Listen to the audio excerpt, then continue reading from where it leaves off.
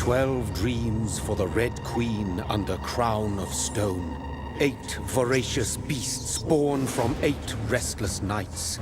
4 nails piercing the flesh of the sinner. 1 prayer for the summoned, called by this song. 'Tis perhaps the countdown to oblivion for the once proud city of London. 'Tis perchance her inhabitants' last dance alone to face death and pestilence. Confronted by the eerie and unknown, mortals became desperate for answers. A flock's flight makes for an omen, the falling of a star a dire presage. Turning to priests for interpretation when there was no reason to be found. When religion failed, men turned to science. I saw them build such vain cities, crafting machines made for endless war. New questions flourished as old answers withered. What is darkness but lurking sun? What is wall but enslaved stone? What is glass but tortured sand? What is song but a call to arms? What is hate but jilted love? What is life but death pending?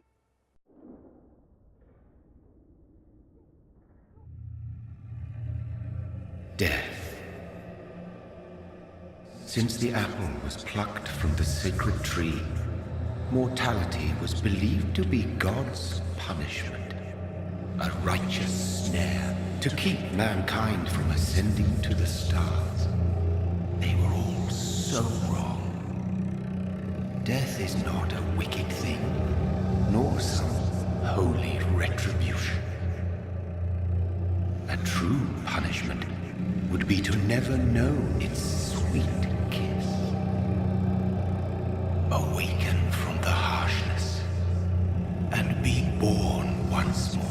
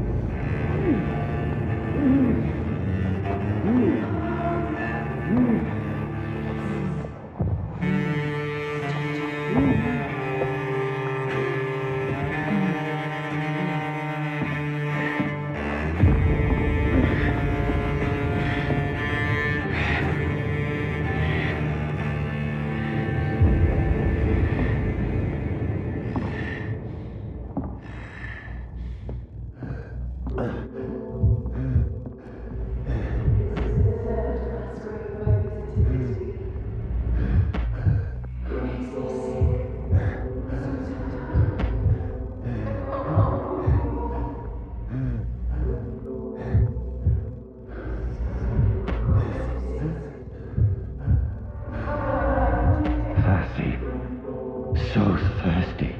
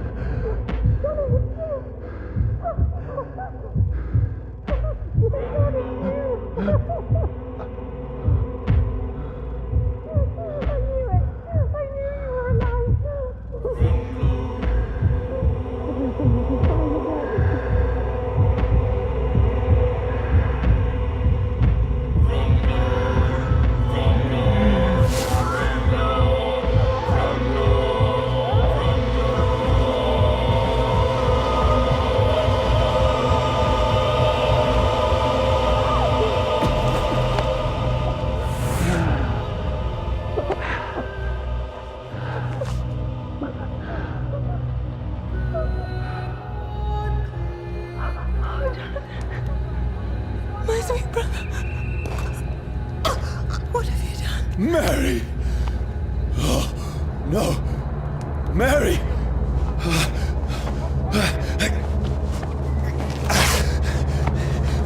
Hold on! Please, hold on! Oh, God.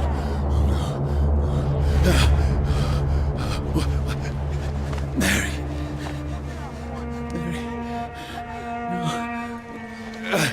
Mary. No. No. No.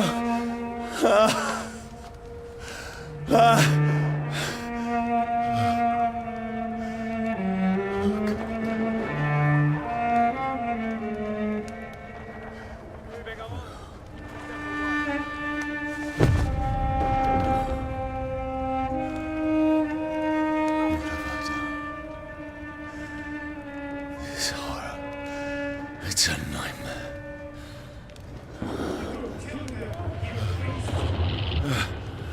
No! Please, a moment, let me explain!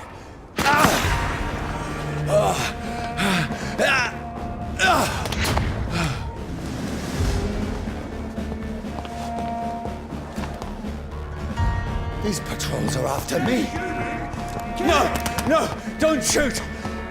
This is a nightmare.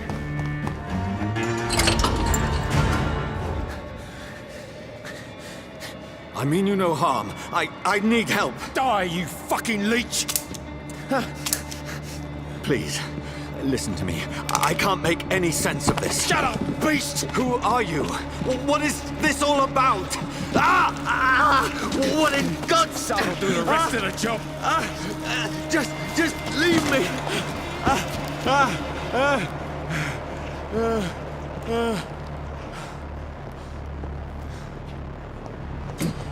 The sun. It feels like it's burning me to the bone. Is anybody there? What is this place?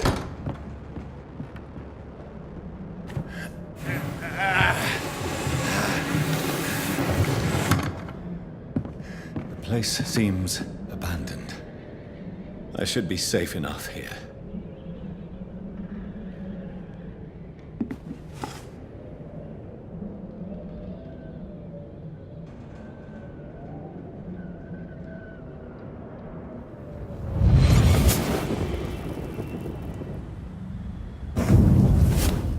Brother, what have you done? Mary! Mary! Mary, I'm sorry. Whoever did this to us, I will find them.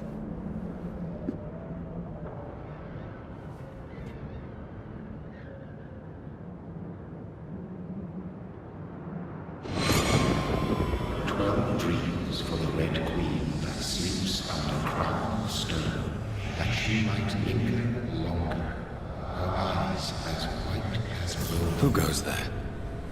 A prayer summoned by warrior song. A child born from darkness must take scent of his path. Who's there? Are you referring to me?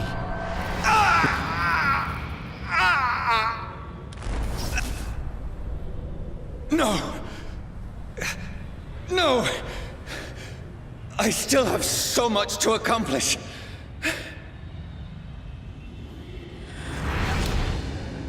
I still have so much left that needs doing.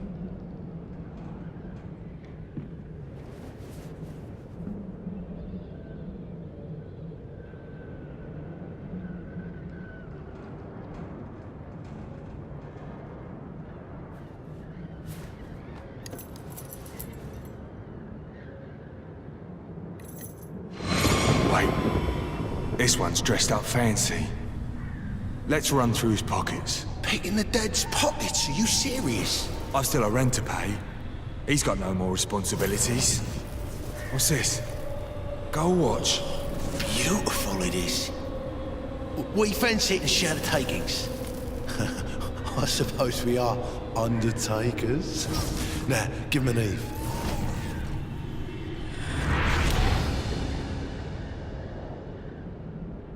That's impossible.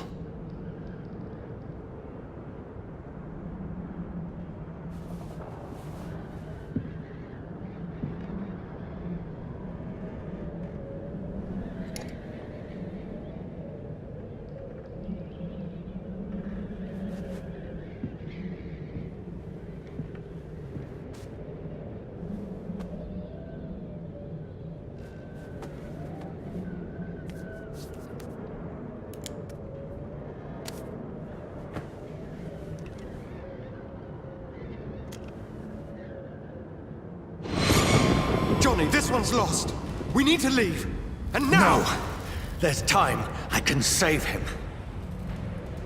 That's the enemy coming! The orders are to evacuate the hospital! Done. He'll live. And now what?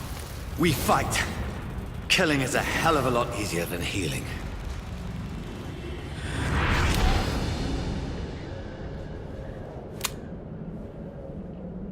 No, it never got easy.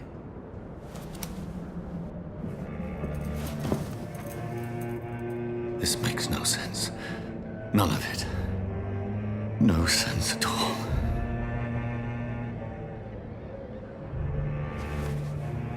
It's a nightmare. That's it.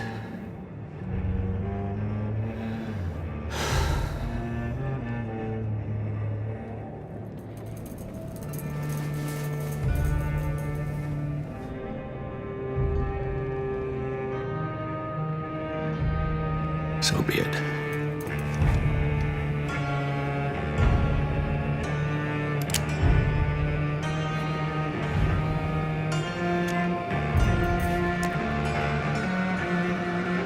Rational thinking only.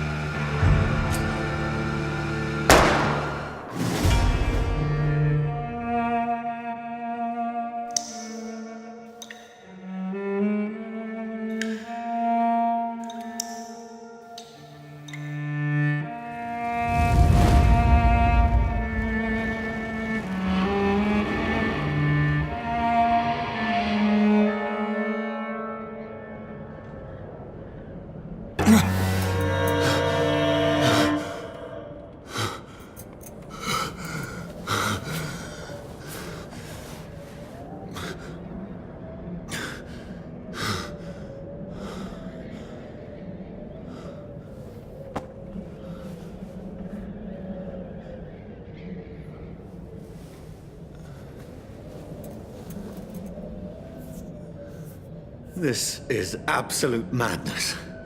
I've lost touch with the real.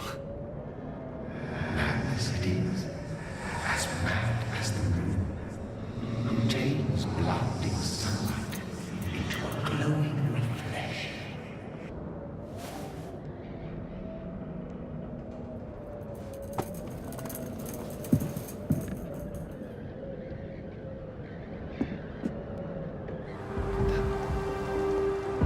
Another corpse.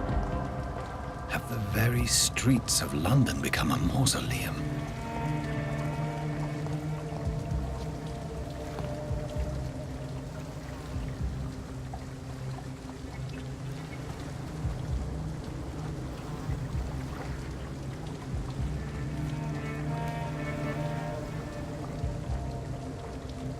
The man has been drained of all blood, but I can still smell the scent of it.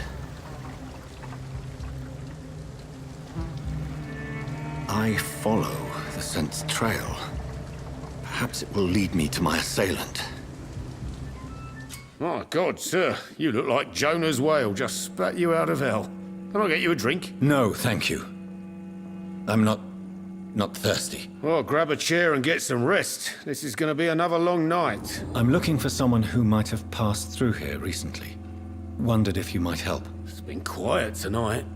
The only other person I've seen went straight up to his room. Thought it was kind of rude, actually. You mean he's still here? Well, yeah. He paid for the entire week. I need to meet this man. I have questions. Just climb the stairs and knock on the first door. I heard him open his window, so I guess he's still awake. And, Yes? no funny business. You hear me? This is a respectable establishment. This is no place for you. Prewen has several patrols roaming the area. They do not pursue me. But they're looking for vampires, and they're most efficient. They'll not relent until the killer has been identified. I have a common objective, but I require... I think someone is eavesdropping. Are you certain? You might as well come in, whoever you are. Slowly, vampire! Who are you? I mean you no harm, saith the vampire. Present yourself! I need a word.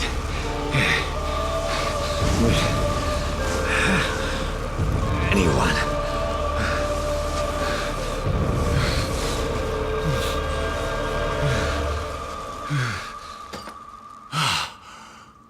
Well, that's something I can do for you.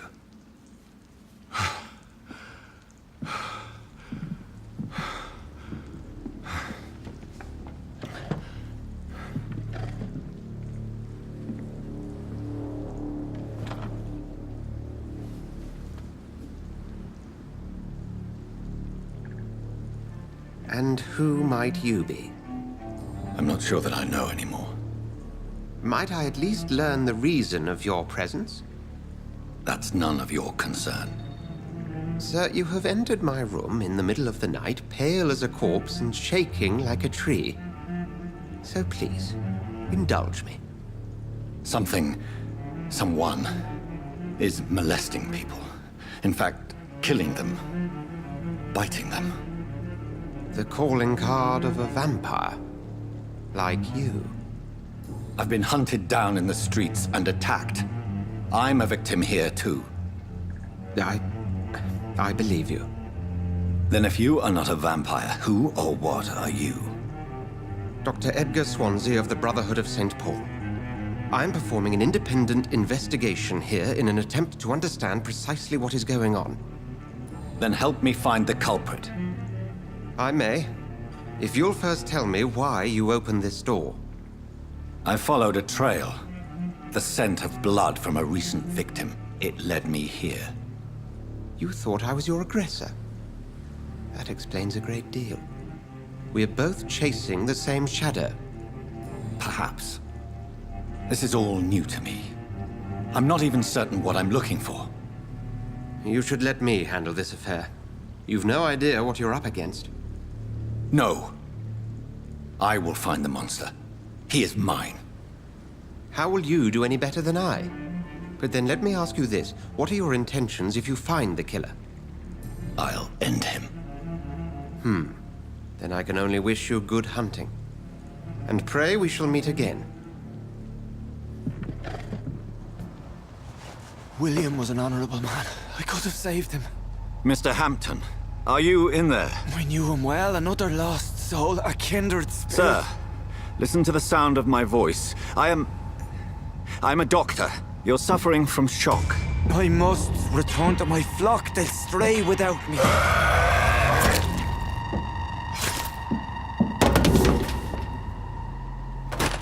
Remember, certain skulls are every bit as resistant as we are.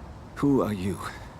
What do you mean by Skal? You truly are a newborn. I should have realized. Wait.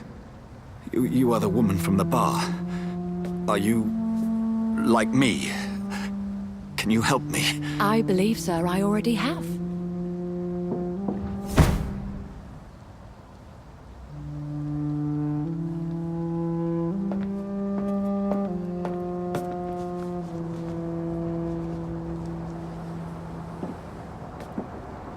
By George and the Saints, you've solved the mystery of these terrible murders. Patience, good fellows, I've come to offer help. Just give me a moment to secure my boat. We can leave this awful place. William was not the evil man they claimed. He was just taken by the thirst. He needed this drink. This man requires medical attention. You'll see he gets to the nearest hospital. No, please, I must tend to my fold. My flock needs me. There, sir. Go with the good Dr. Swansea. He's resourceful, and I'm sure he'll take good care of you. You'd best come as well. The sun is soon to rise, and you'll need a place to rest. I just need a moment. If I can learn something about what has happened to William, I'll be a step closer to understanding what happened to me. This poor creature can't be my maker. Could it be some subspecies of vampire? I must find a place to analyze the blood.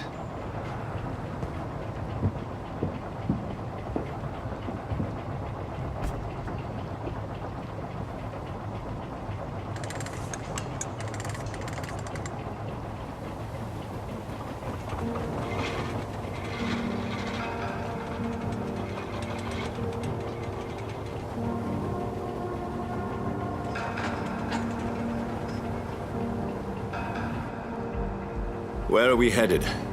We're on our way to the Pembroke Hospital. It's just across the canal. They'll have a bed for poor Mr. Hampton. William was What manner of creature was he? Predator, prey, villain, and victim. Who can say? The important thing is that he's been stopped. Duly noted. And the woman? Who is she? What woman? Oh, don't play me for a fool. You used me to locate that skull. You must know who she is. And I thought you a gentleman. You shouldn't talk about a lady behind her back, but I will tell you she values her privacy. Were London as peaceful as she appears from the middle of the canal? If only that were the reality of the situation. To be honest, I've always tried to avoid this part of town. Pembroke Hospital is the last bastion between the rest of London and the epidemic. The flu has decimated the East End and the war still rages. Welcome to the front lines of a plague. This is where you work, Dr. Swansea? I am the administrator of Pembroke Hospital. I thought you were here in service of your mysterious order, the Brotherhood of... Of St. Paul's Stole, yes. But first and foremost, I'm a man of science. A physician, like yourself, Dr. Reed. How do you know who I am? No need for modesty. You are Dr. Jonathan Reed, a surgeon of some caliber and renown, if I'm not mistaken. You are correct, sir. I knew it. I had my suspicions. But when you took the blood sample from the corpse of poor William, I was certain. Dr. Reed. Marvelous. Have we met? I attended 3 of your seminars before the war. I have the utmost admiration for your research. And what a turn of fate. England's most esteemed blood specialist returns to London a vampire. That word, again, from a so-called man of science. I understand. Traditionally, the role of science is to refute myth, but when myth walks among us, the Brotherhood of St. Paul has dedicated its purpose to their study. There's so much for you to learn. Of that, you are right. Well, then let me be blunt. Join my staff at Pembroke Hospital.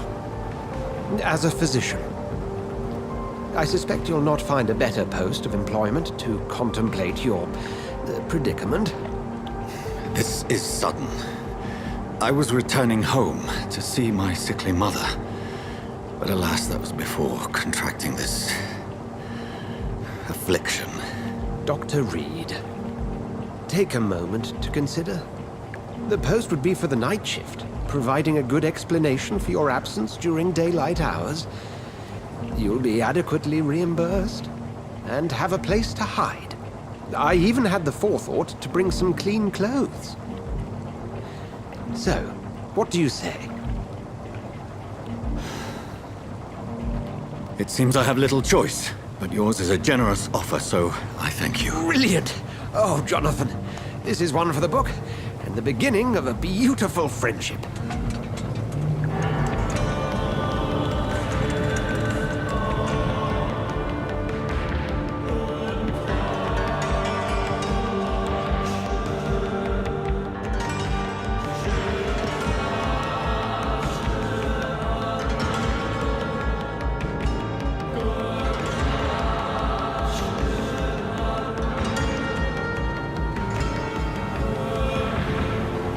Dr. Swansea, thank goodness. I was beginning to be concerned. Worry no more, Nurse Crane, for I bring good news.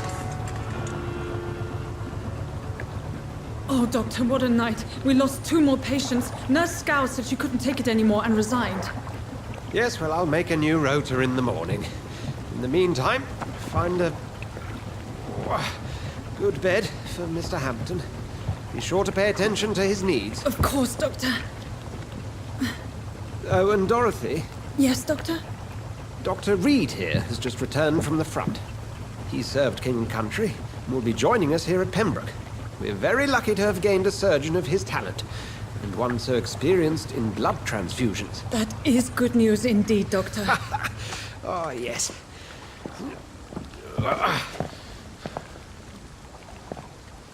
Here at Pembroke, it's not what we have, but what we haven't. It's only thanks to Nurse Crane and the staff that our ship doesn't sink. If you have any questions, just ask her. Duly noted. Thank you. Your assistance is required, Dr. Swansea, immediately. Welcome aboard, Jonathan. We'll catch up after my rounds. Coming, Nurse Crane. I'm coming. Dr. Swansea insisted we provide you a quiet office. You'll find it on the second floor with your name on the door. Thank you. Nurse Crane, isn't it? Yes, Dorothy Crane. Welcome to Pembroke Hospital, Dr. Reed. Your office has been prepared. This must be the place. It's definitely away from prying eyes. Relegated to the shadows. A kingdom of my own. At least I won't be sleeping in a coffin.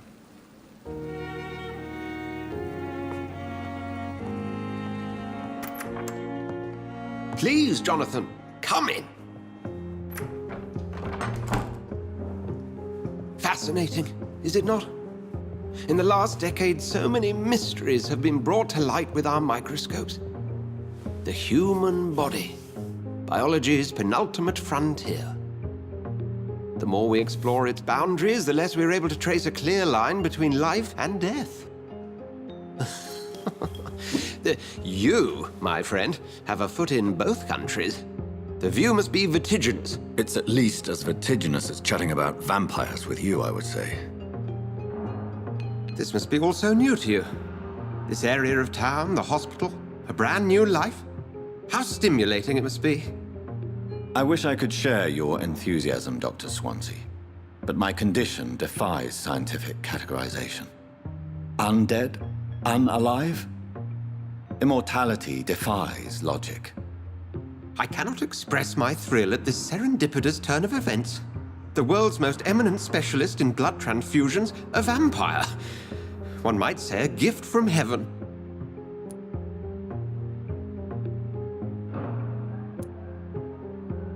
There is an absurd poetry to my situation. Physician, heal thyself. Forgive me.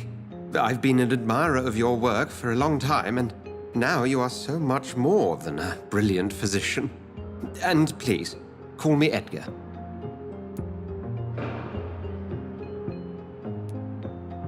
There is no need to apologize, Edgar. You offered me sanctuary when I had none. Very well. I have a task for you, Jonathan. Something that will require all your newfound skills. Please, go on. The Pembroke only survives through the generosity of our benefactors. Unfortunately, our main donor has found herself in a bit of a bind. Now, if you could help her out... A spokesman or politician is what you need. That's not my calling. And until I come to understand what has happened to me, I require discretion. Discretion is in order, Jonathan. Lady Ashbury has recently received rather indelicate correspondence that, if revealed, would jeopardize her position. And you would like me to eradicate this threat? By the stole, of course not. I would just like you to pay her a visit. Her ladyship is certainly near the tents outside, tending the sick. You can't miss her. Look for someone impossibly delicate. Accepted. I'll see what kind of trouble Lady Ashbury is in. The flu took my dear wife, Emily. I take comfort knowing we'll soon be together again. Mr. Rainfield, that's no way to talk. You're in good hands here, and we'll be up again soon enough.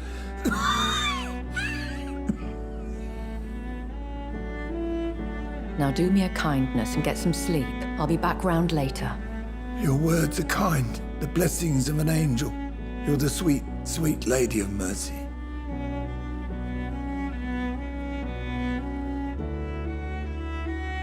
Good evening, Dr. Reed.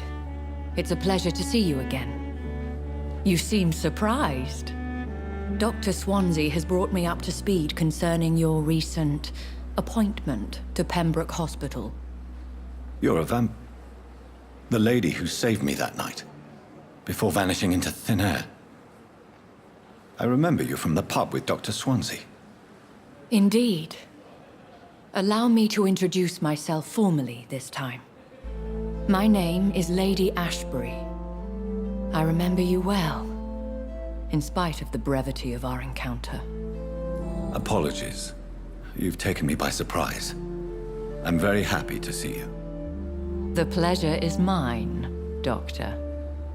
I hope you're more disposed to answer my questions now. You must have countless questions, but our rather urgent matter first. Swansea has explained. My cover, if you prefer, has been compromised. Dr. Swansea has commissioned me to be your agent in this matter. You could start by explaining what's amiss.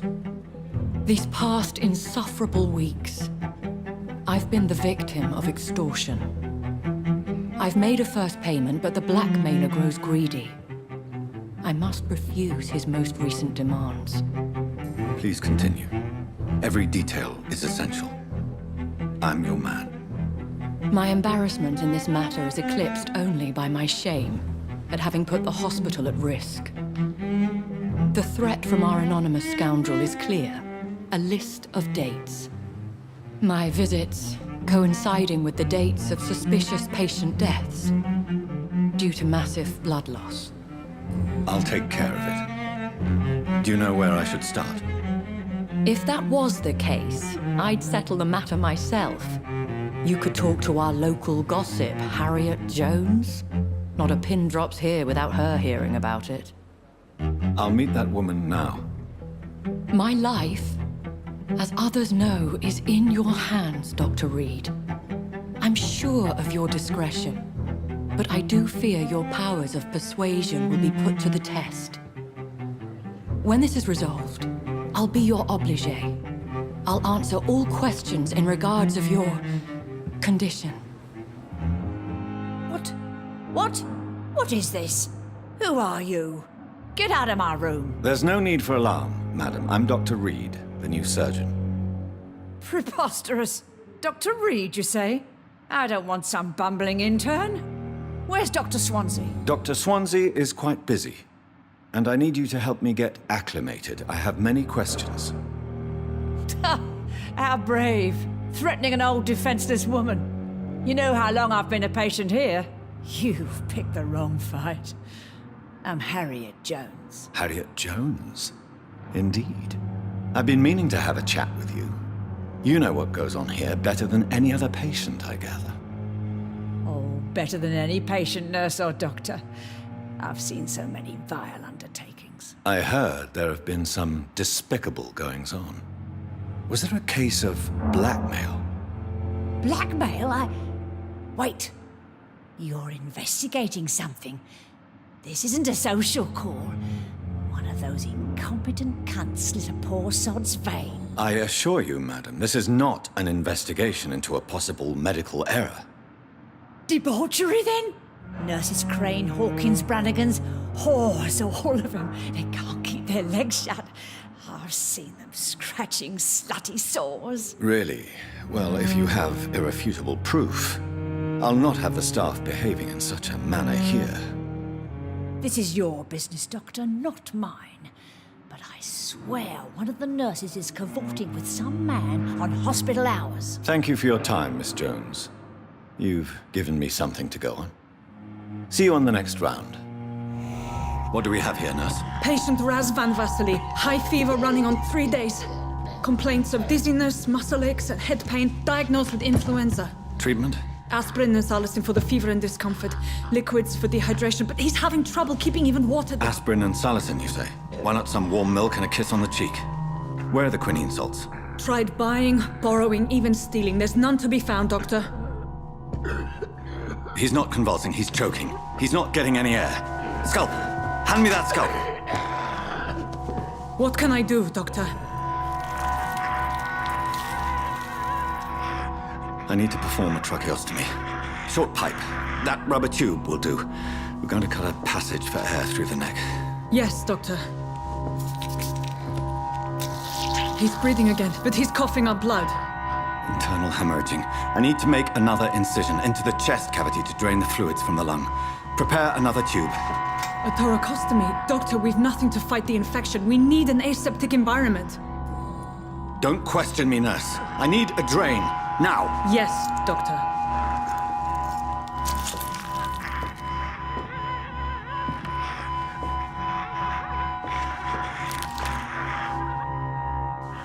He's still bleeding, Doctor. I'm losing his pulse.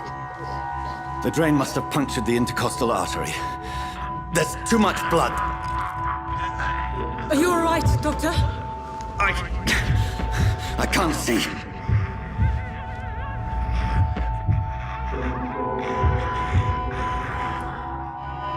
I must first suture the artery.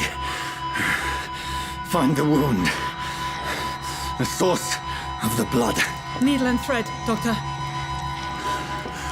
Good. The stitches are holding. How's he doing? We're losing him. We've lost his pulse. He's dying, Doctor!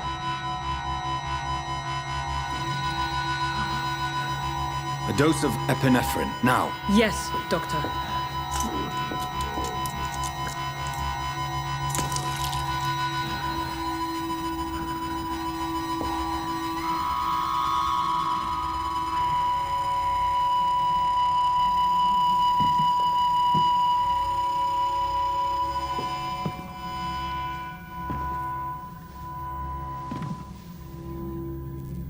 We've lost the pulse.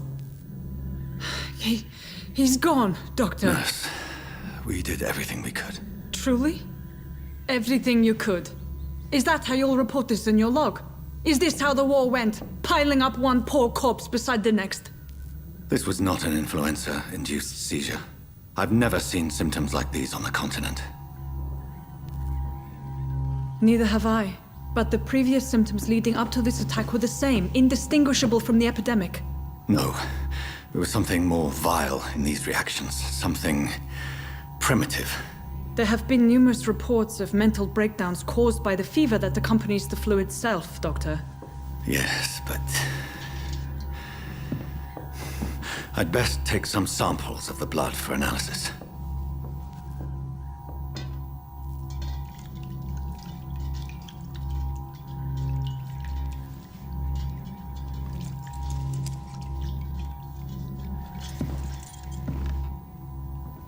I suspect it was more than intuition alone that led you to us.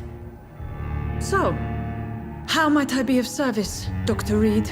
I've come to put an end to this insufferable blackmailing, Dorothy. Doctor, you think your warnings scare me? I've stolen and plied, blackmailed and lied, but what else am I to do? I'm all these people have. You've convinced me of the sincerity of your actions and their noble justifications. But all the same, blackmail is a crime, and it will stop, Nurse Crane. So, are you going to turn me over to the authorities?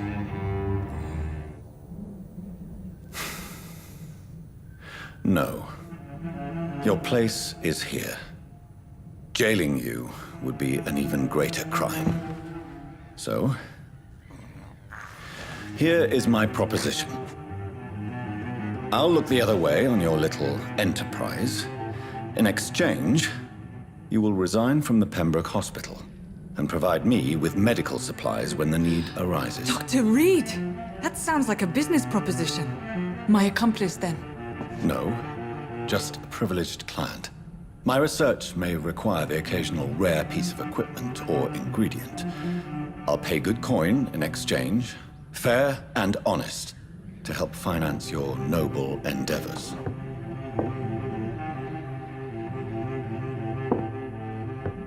We have ourselves a deal, Doctor. Good customers are always welcome. Yes, Nurse Crane. We have a deal.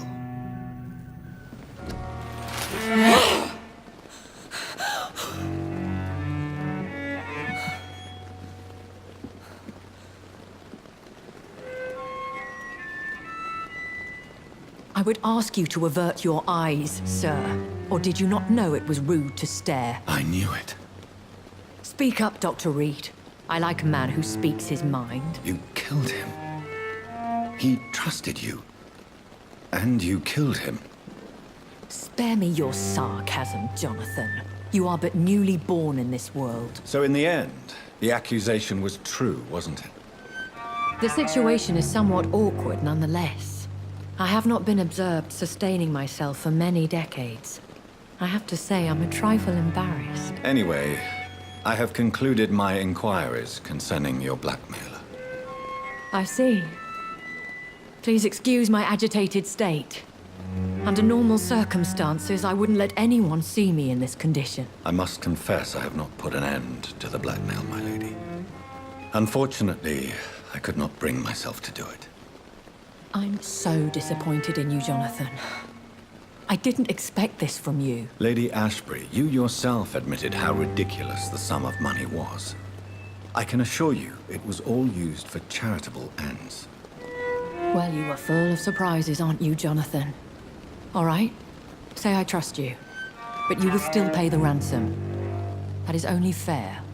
After all, it was you who failed to bring this problem to a satisfactory conclusion. I believe I could agree to that. And since a lady always keeps her promises, I will now answer any questions you may have. I've been hearing a voice talking in my head. Is this some kind of insanity?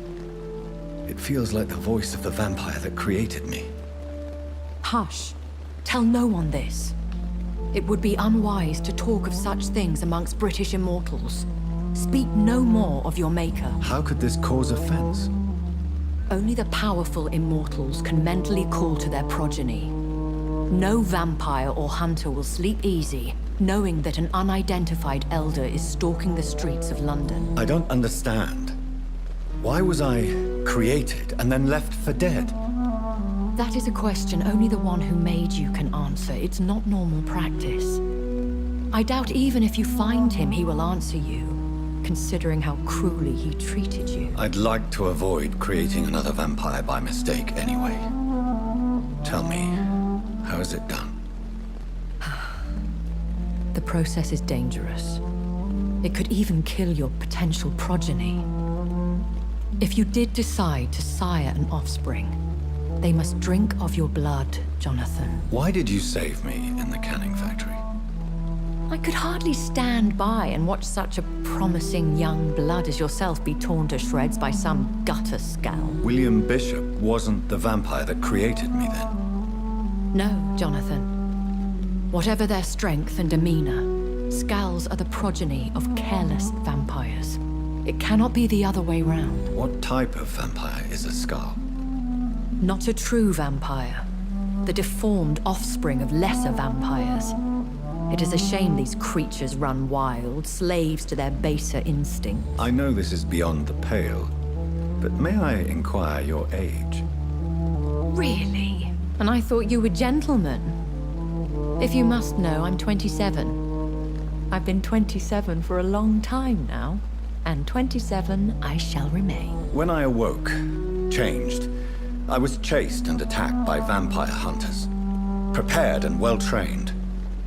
Though I can't be certain, more than likely it was the once glorious Guard of Priwen. You make them sound like some sort of cult.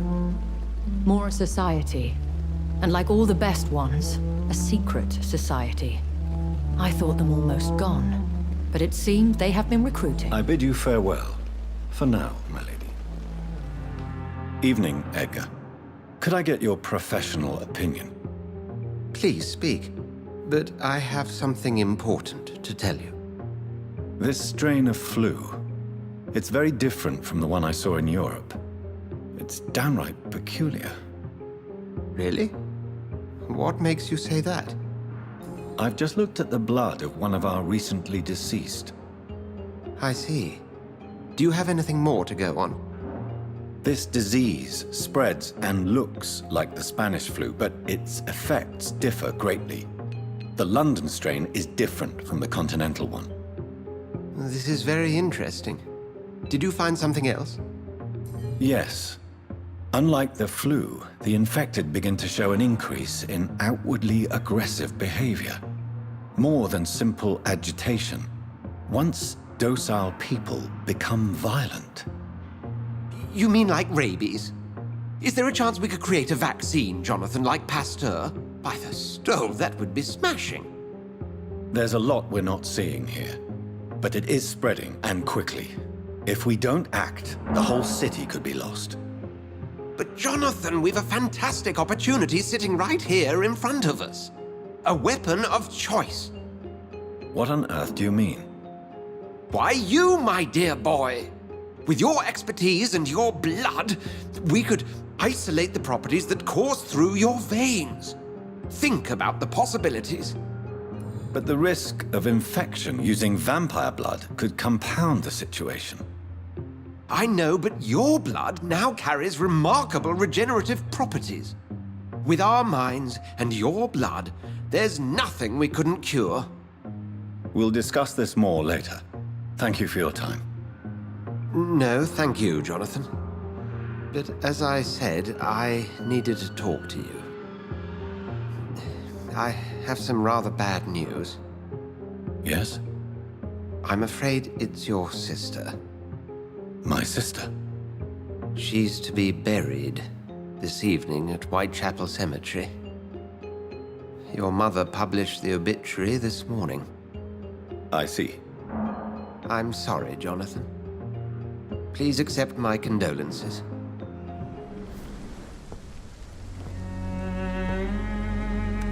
I am the resurrection and the life.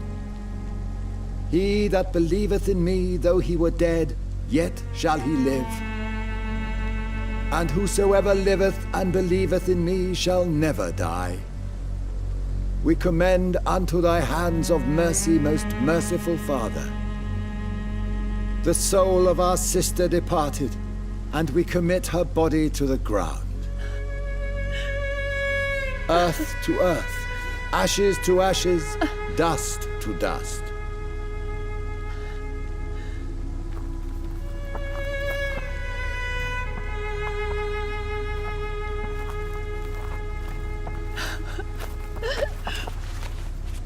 Why kill my Mary and stick her here in this cold, god-awful place? These are the legal requirements for the epidemic, madam. Oh, Avery, I feel so tired. Please take me home. Yes, madam.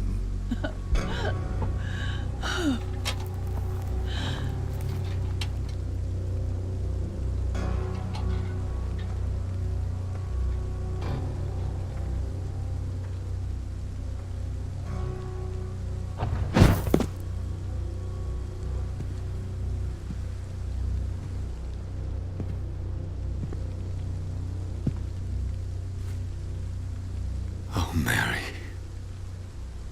What have I done?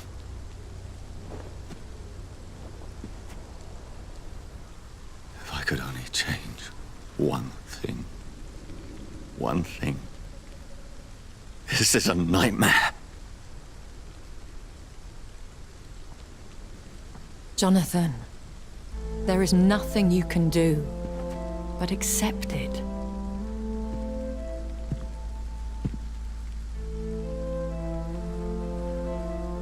What brings you here? I thought you could use the company. I am so sorry for your loss, Jonathan. She was a good person. Vibrant, full of life. She was kindness incarnate, my Mary. You're a good person, Jonathan. And a young Ekon. A newborn cast into the night without so much as a candle to guide your way. She had been scouring the most dangerous parts of London in search of me. And it led to her death. Jonathan, don't. I still hear her last thoughts. They echo in my head. Her mind shattered, and it haunts me. Jonathan, stop. Listen carefully. You must come to terms with this. You must learn to live with what happened. I'm learning. Every night is a new lesson. What I am, what I must do to survive. But my sister, she shouldn't have suffered because of my weakness. Don't you see? You're doing the work of our enemies, feeding your remorse. We are weakest when we grieve, and the guilt blurs our senses. And so this is why you're here. To warn me. You've felt this pain yourself. You too have endured this. I don't want to lose you, Jonathan. I've lost so many friends. Loved ones I cherished. Pray for Mary's forgiveness, if you must. Thank you, my lady. I will. Good. But be careful. If I found you here, others may too. What should I do then? St. Mary's Church is not far from here. Go there and make your peace. Find the solace you need. My lady wants me to confess.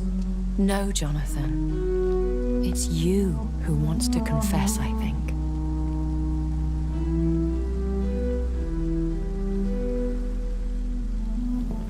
And off to church he goes, a newborn seeking divine consent to lick the blood from the soft and pointy crown. Who are you? Make yourself known. Newborn, you reek of guilt and pointless compassion. Shed your skin, forget your old weaker self. What do you want from me?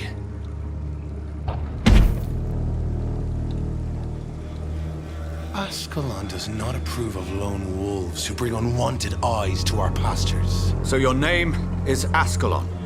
Ascalon's will is vampire law. Learn them, abide by them, or I shall return as your judge and jury.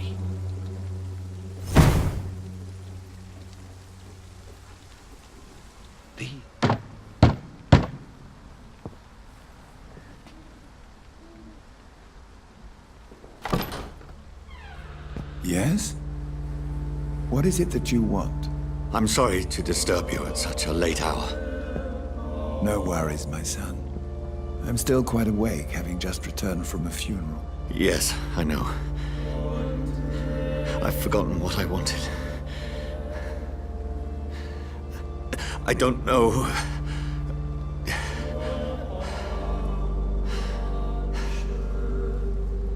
May I help you, child? You seem somewhat perturbed. I haven't the strength to cross the threshold. I wish to pray, to cleanse my soul. The church is shut by order of the bishop. But I'm still the vicar of St. Mary's, if that is any use to you, my son. You seem to me a good soul, Vicar. But this is a personal matter. There are no secrets from God, my son. If your heart needs comfort, consider me your chapel. For I can be as silent as stone. I've words for one departed. They're not for living ears to hear. Your eyes burn with rage, yet I see the pain that lies beyond. I am here to lighten the burden of all God's creatures. Whatever you tell me is between us and the Lord. Very well, priest, as you seem quite adamant. Open your heart, my son. Tell me what burdens you. With whom do you wish to speak? She was my sister. You seem so troubled by the loss of this girl. What happened to her? She was murdered. I see. And how are you feeling, my son? She died because of me. How do you think I feel? I have a final question for you, my son. This is of the utmost importance. Ask your question, Vicar. What words would you like to say to your poor sister? I swear it wasn't me. You know me.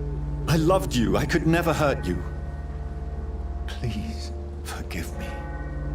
You have been heard, my son, and your burden will lighten if your words are sincere. Go in peace now, and live your life in the way she would have wanted.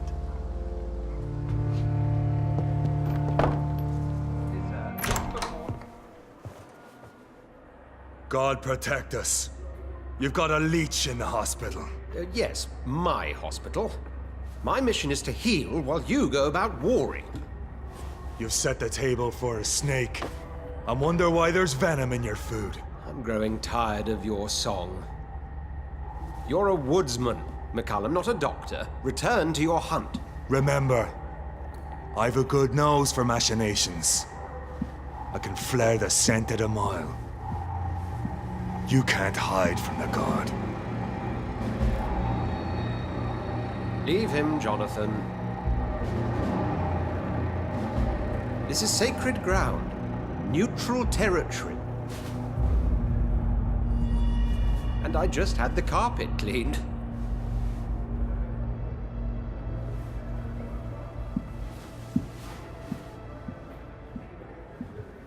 By the sacred stole, this is very bad news. Bad news indeed. What happened? The hospital has been attacked. We have injured patients, at least one dead and several missing. This has spiraled out of control. Even the most infirm are asking to be allowed to return home. We cannot have the people lose faith in this institution. This hospital is their only hope. Of course, you're right. But we cannot afford a public scandal. It would ruin us. We must restore order, and quickly. You mentioned a dead patient. Who is he? She, Jonathan. She was Miss Harriet Jones. I found her room like a slaughterhouse. Blood everywhere. The duty nurse is taking care of the mess. Very well. I'll help you. I know this place means something to you.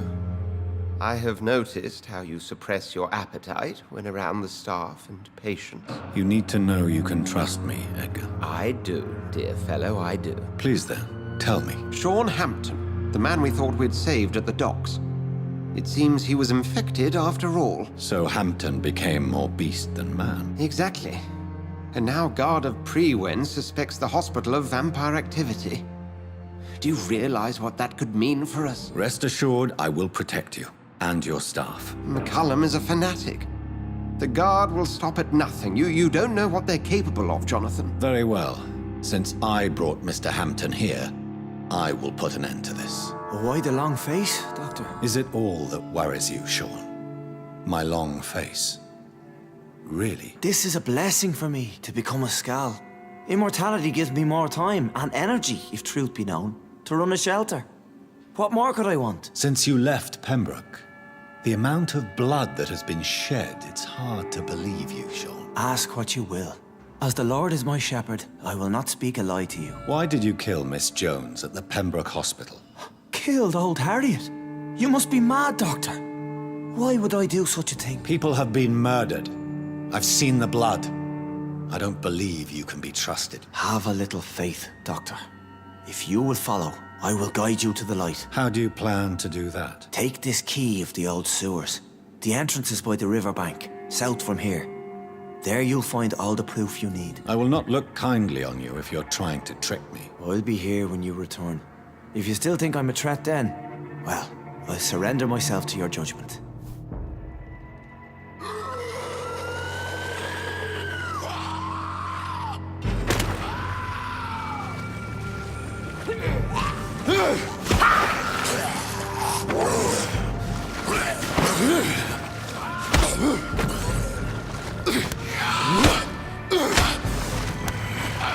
These maggots have escaped the wrath of Ascalon for too long. It is time to purge the sewers of their filth.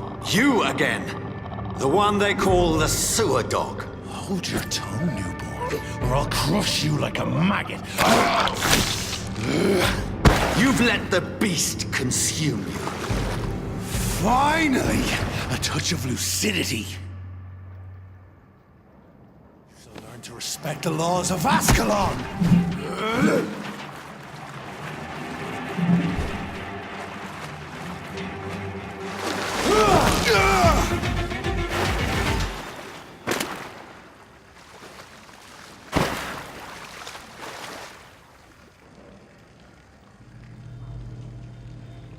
This is our domain, not yours. You've been warned. Wait, I saved you from this creature. That must count for something. Thank you. Now go. Go back to the streets and houses. There is no love lost between us, Vampire. But thank you. Sean Hampton sent me here. I believe he wanted me to find you. Who are you? If you must know, they call me Old Bridget. And this shelter is where we live. I'm Jonathan Reed. I'm a newborn Ekon. I'm afraid I'm not sure what's going on.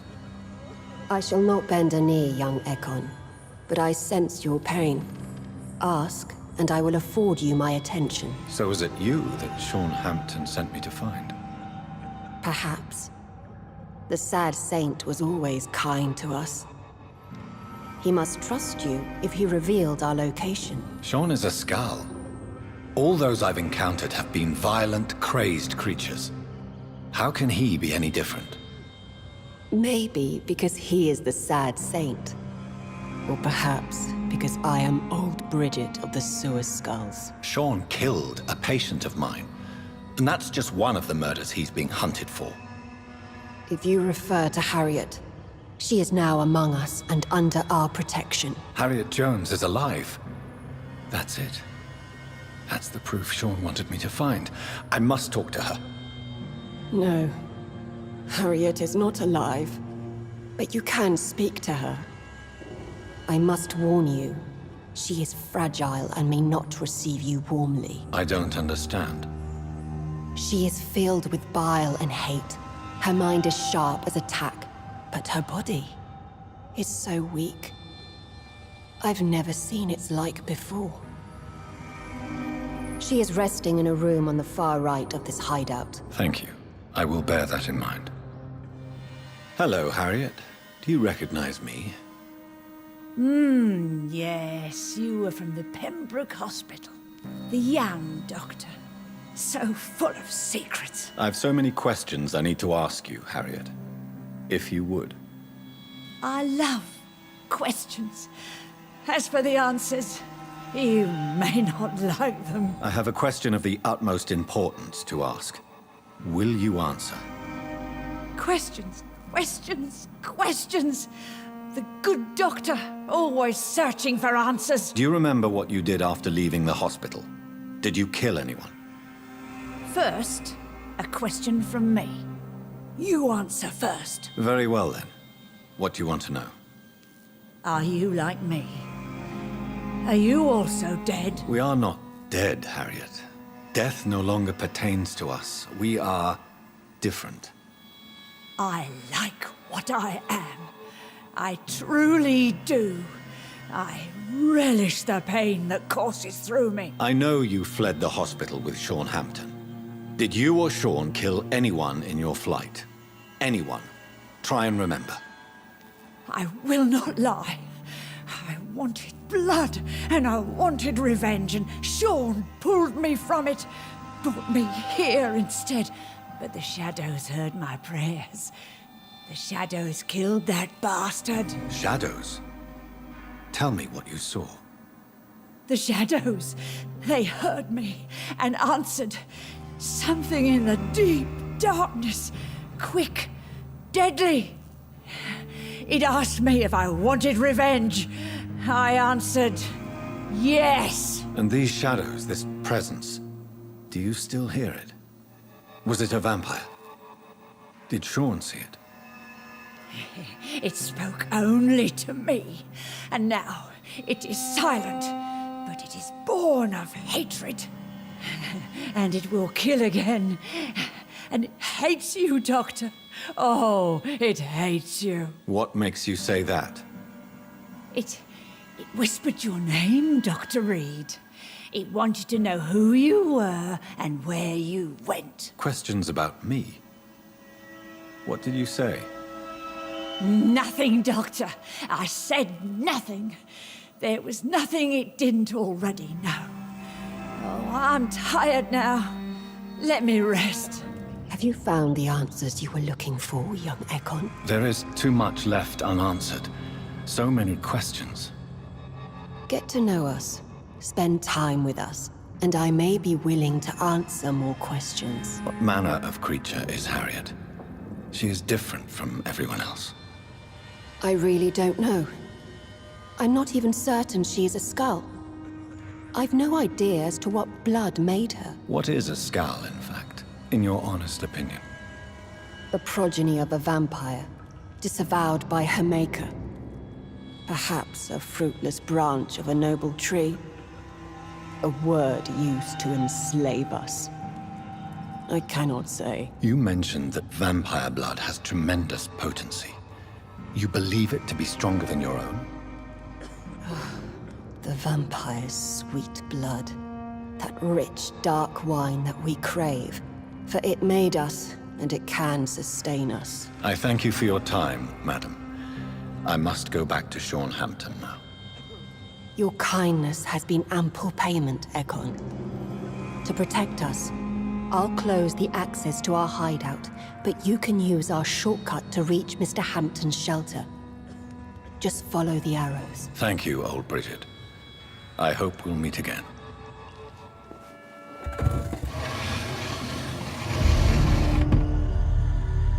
Welcome back, Dr. Reed. Would you like to take communion with me now? Sean, are you eating raw flesh? It is the sacred flesh of the mortal lamb. Our Lord's bountiful transmutation for the sustenance of his believers.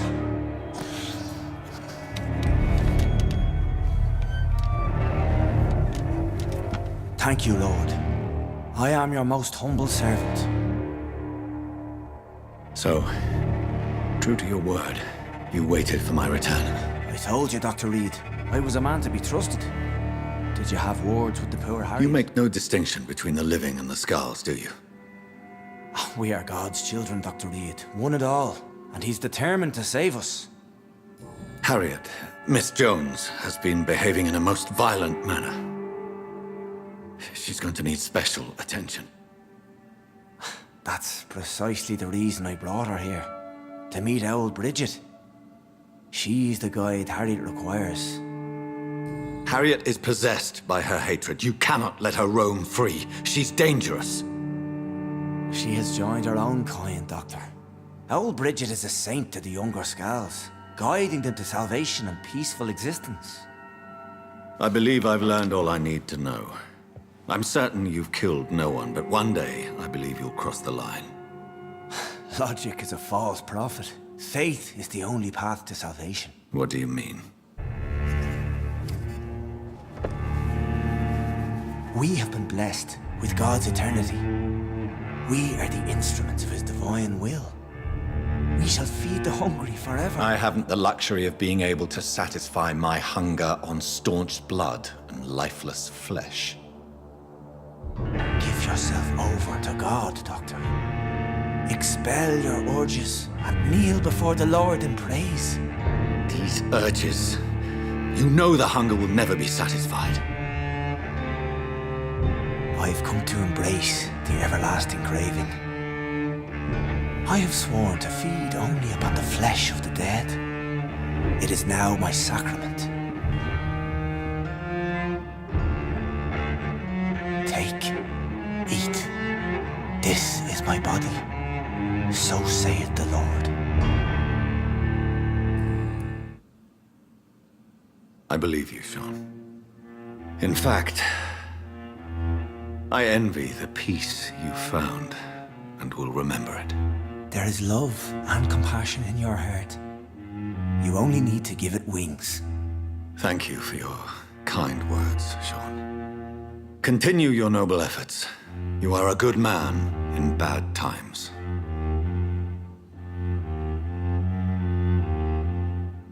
Keep to the light, my friend. Like all my flock, you have a home here. Anytime you're in the neighborhood.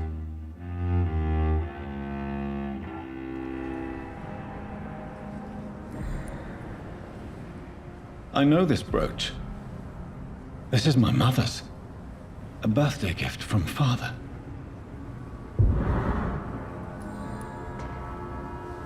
"29 Pretty Orchard Street.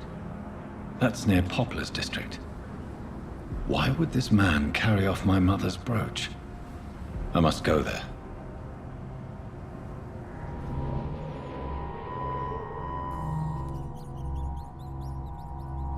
This is the very flower my mother tossed on Mary's coffin.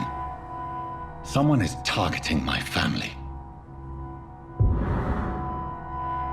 I see you.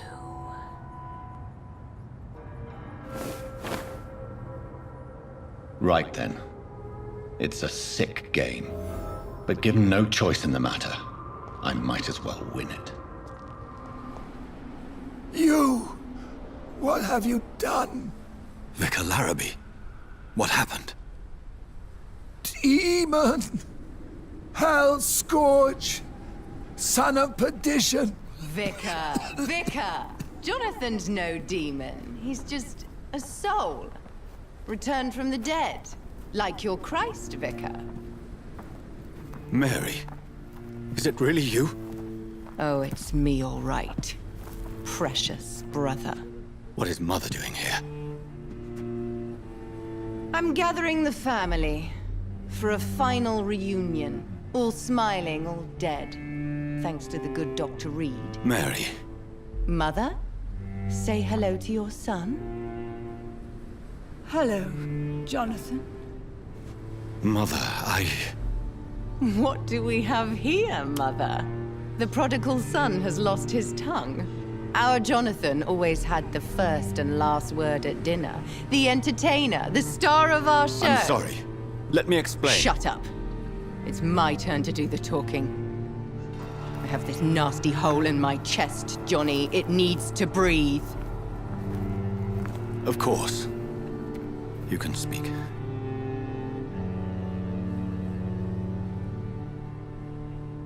My prayers went so long without an answer.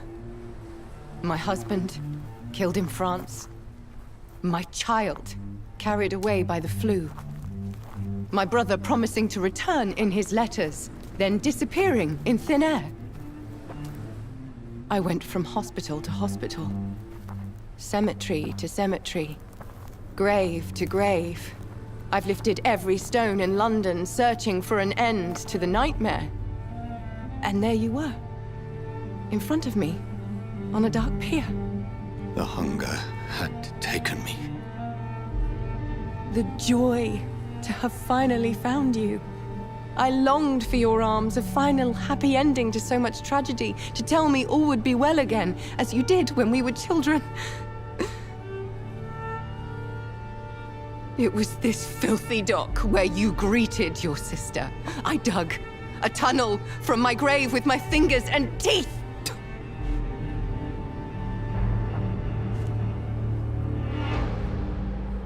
Mary.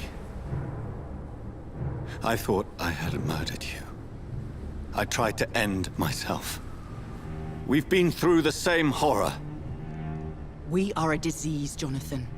A sickness that corrupts all it touches. All we kiss, and all we kill. Look at me.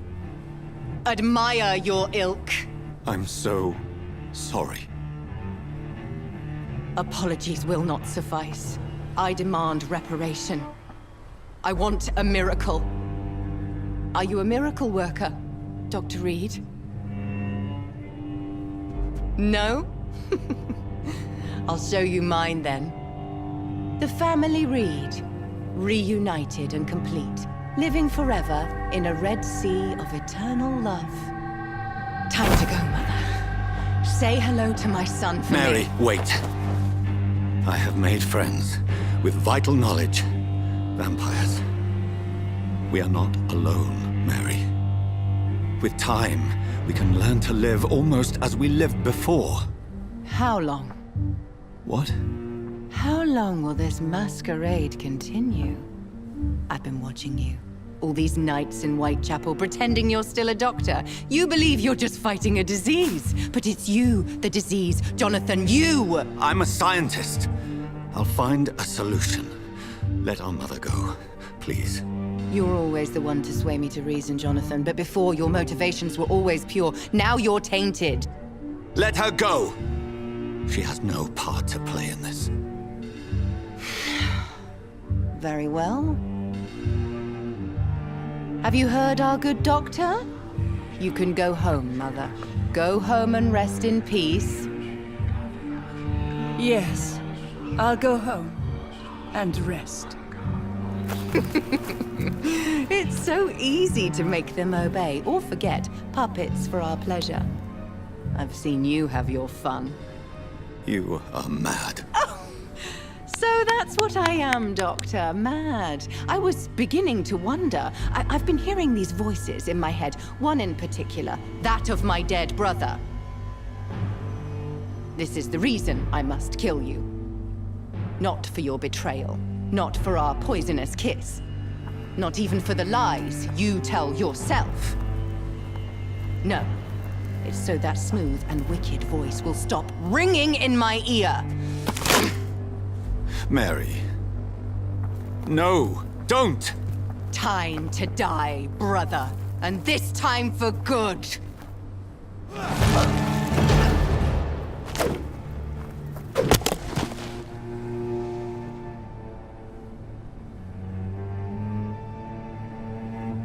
Well, brother. It's time to bring this conversation to an end. Forever. You know I will not play this game. Calm now, Doctor. Like a rabid dog. Or think you're performing an autopsy. Don't be ridiculous. I'll kill them all. The kind Dr. Swansea. The sweet little lass with hair of red. I am the Harbinger, bringing your punishment. Mary. Don't you see? This is not me. Flesh that never ages. All nightmare, no dream. Bring it to a close. Let me sleep.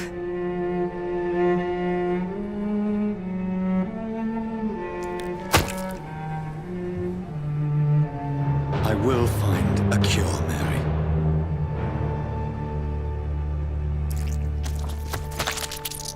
I swear it. Then, at last, I can forgive you.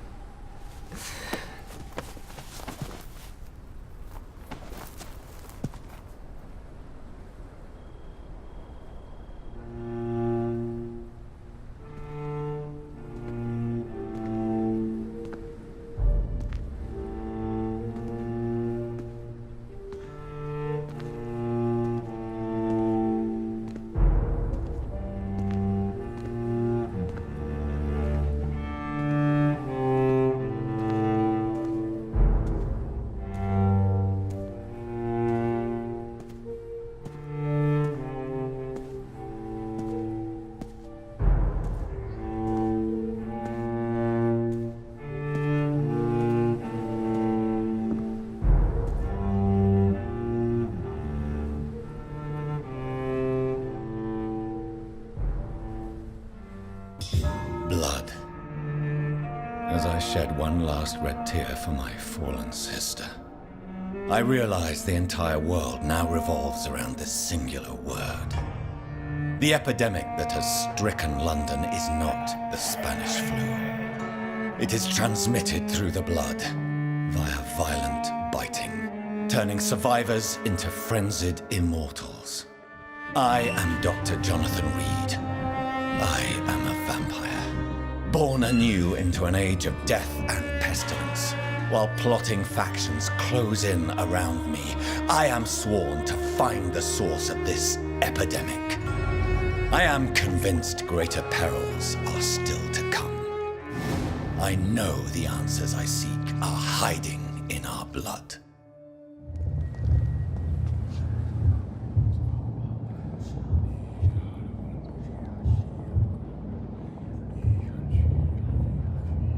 You must prepare, child, for the earth is bleeding and the harvest is upon us. Stay away! Whoever you are! This is no time for petty quarrels, my champion. Can you not hear? The famished queen has awoken. I am not your champion! But of course you are, son. As surely as you are the blood of my blood. I had to kill Mary! I have known your pain, child.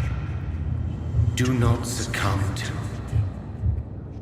Silence! I dismiss you, now! The land calls for a champion. All and everyone needs you. Silence!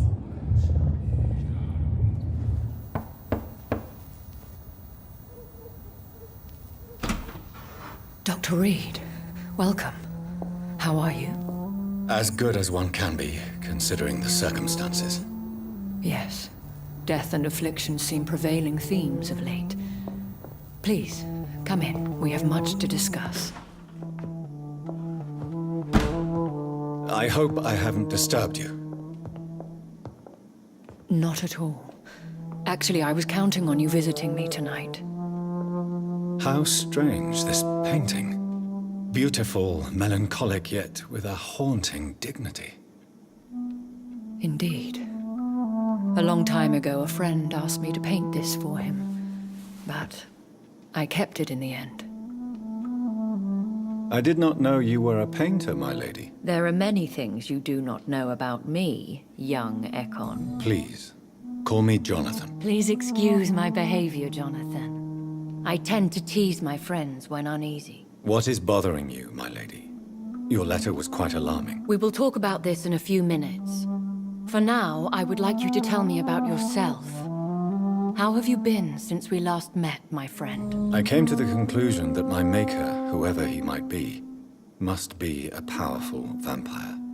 Certainly extremely old. How have you reached this conclusion? He is the only immortal I've seen appear in an ethereal form. His voice, his words seemed ancient. It was disturbing. I am afraid you are right. The simple fact that your blood made Mary such a strong Ekon proves that you must be of ancient lineage. I felt this power, radiating like an aura every time he appeared. Most ancestral vampires of England were killed by the Guard of Prewen half a century ago. I wonder who your maker could be. You have no idea who he could be? Some of the ancient ones fled England. Some may still be in hiding. All I know is you, my friend, are a pawn in some secret and obscure game of chess. I think I should ask the questions, your ladyship. After all, it was you who invited me to settle this most urgent of matters. Fair enough, Jonathan. The situation is critical. We do not have the luxury for etiquette. Please do not misunderstand me. I would be delighted to discuss mundane matters and idle trivialities. If we survive the dark nights to come, we shall have all the time in the world to speak, you and I. For now, please follow me, Jonathan. I must say, your house is exquisite. One of the advantages of living forever is having the time to be selective with one's furnishings. I took the liberty of having tea served. You can still drink tea. Can't keep it down, but I do so enjoy the aroma. Let us toast to make-believe. And of course, to your health, Jonathan. And to yours, my lady.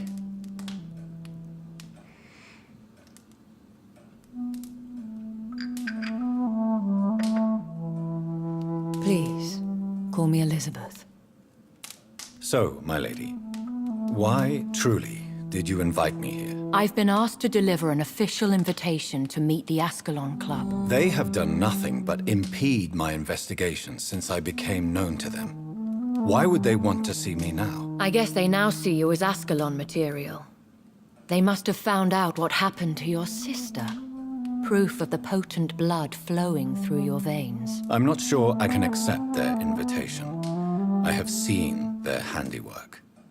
How Fergal the Beast imposed the club's law. You have no choice, Jonathan. Even I would not openly defy Lord Redgrave, the chairman of the Ascalon Club. If you are convinced I must meet him, I will heed your advice. Thank you, Jonathan. I understand your reluctance to brush shoulders with London's vampire elite. But we have no choice. Is the situation that critical? Yes. The Guard of Prewen has called for a second great hunt of our kind. And they will stop at nothing to eliminate us. You should flee then. Leave London, the country even. I have seen the Guard in action. They are merciless. Your concern warms my heart, Jonathan. But fear not. If the situation gets too dangerous, I shall retreat to my secret Scottish manor. I could hide you in my luggage, if you wish. Thank you for the offer. I shall keep it in mind, but I have much to do here. There is a question I must ask you. Could Lord Redgrave be my maker? I doubt it. If Lord Redgrave had made you his progeny, he would not have seemed so surprised when you demonstrated the strength of your lineage. One day soon, I will have to find the answer to this mystery. And I shall help you in your research, I promise.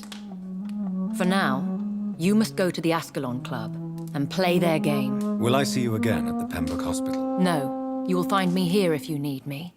I shall conduct inquiries alone, and we can then share our discoveries. I want to thank you for all your support and your help, my lady. Could you do me a last great favor and call me Elizabeth? I should be honored, my lady. Then it is settled.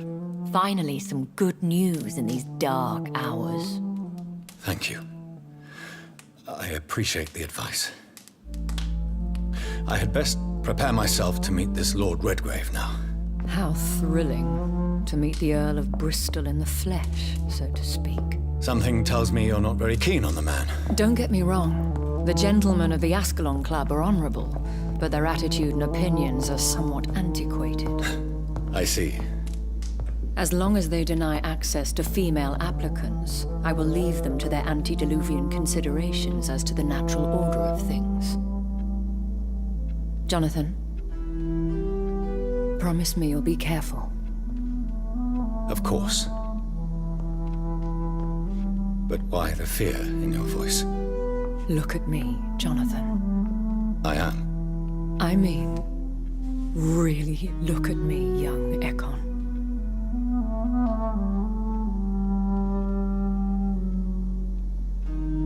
We may be deceptive by nature, but this heart of mine has always told the truth.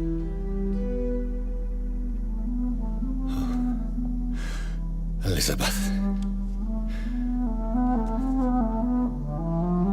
Go, my friend. But come back to me soon.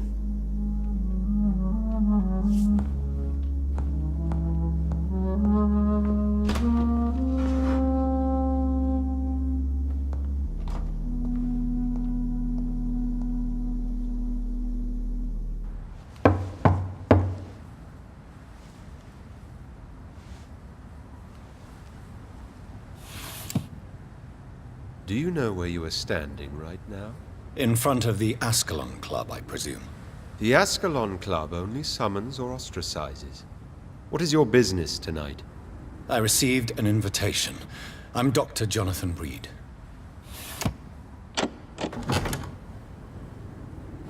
Welcome to the Ascalon Club, then, Dr. Reed. Please proceed. Lord Redgrave is waiting on you upstairs.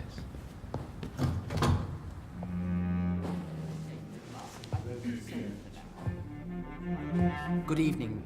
We repel the intruders for now.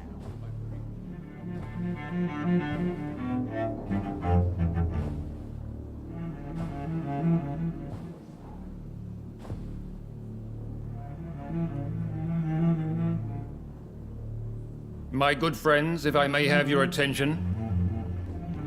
Behold our visitor, the good Dr. Reed. Newborn of blood so pure and strong that even my friend Fergal Bansher was no match for him. Hear, hear, hear! Come forward, young Ekon, for we have so much to discuss. Welcome to the Ascalon Club, Dr. Reed. I am Lord Redgrave, Earl of Bristol and chairman of this exclusive association. Lord Redgrave. At last we meet. I've been eager to make your acquaintance. I've heard some astounding things about you. Please accept my condolences for your loss, Dr. Reed. Thank you, my lord. Lady Ashbury expressed your wish to meet me. Yes. The lady has always been a useful acquaintance, though not always reliable. Is she a good friend of yours? She's a close friend, and I'm honored that she feels the same about me. The centuries have taught me never to trust a woman completely, especially if she is a mortal. Too prone to emotions, if you ask me. Too fickle when it comes to important decisions. My lord, do not expect me to speak ill of Lady Ashbury. Of course not, and I praise your loyalty. Would you offer the same fidelity to the Empire? What do you mean? I speak of the Skull Plague that threatens London and the country. You have been on the front line in the East End. But the time has come to open up a second front here. The epidemic has escaped the quarantine. You have new cases of the outbreak. We don't know for certain, but we cannot allow the disease to threaten the prominent heads of Great Britain. Why are you suddenly so friendly? The last time I met one of yours, he tried to kill me. Are you referring to Fergal? He was the most useful of servants, but he was just a servant. You, on the other hand, Doctor, proved yourself much more worthy. You want me to find possible sources of the outbreak in the West End? Is that it? Ah, straight to the point, like all eager newborns. We shall have time to talk about all this, Dr. Reed, but first, I should like to get to know you better. Talk? Is that the only reason you asked me here? Well, no. I also wanted to meet the intriguing Ekon, who made such a powerful progeny of his sister. You have not learned the name of your maker, am I correct? No, I haven't. Have no embarrassment, Dr. Reed. We all make mistakes. But whatever your lineage, you are definitely Ascalon material. What do you mean? I would like you to become a member of the Ascalon Club, and to serve me as such. Before I accept, I have so many questions. Please ask. What is the Ascalon Club's express purpose? We follow the credo of William Marshall, the greatest knight who ever lived. As was he, we are sworn to protect the British Empire. William Marshall founded the Ascalon Club. Not exactly. William Marshall granted me immortality, and I founded the club a few years later. The good knight has been gone for so long. Am I supposed to follow orders? As founder and chairman of the club, I alone am entitled to make demands of our members. And I do appreciate obedience. I agree to join the club. This is good news. Good news indeed in these crucial times. Let's inform the Assembly formally and proceed with your initiation. My initiation? Fear not. Nothing fancy nor dangerous. It is just that we, the members of Ascalon, believe that tradition and custom are the backbone of this country.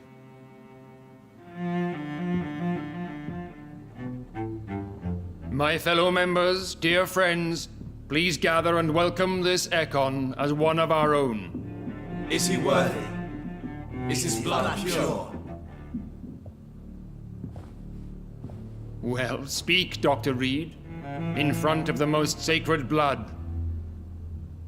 The blood of our beloved William Marshall. Speak now. Will you serve and protect the crown as he did? Yes, I will. Then, young Ekon, it is time to testify with your blood. It is time to sign the Book of Allegiance. I know it's awfully gothic and a tad pedantic, but England's traditions are the backbone of our nation.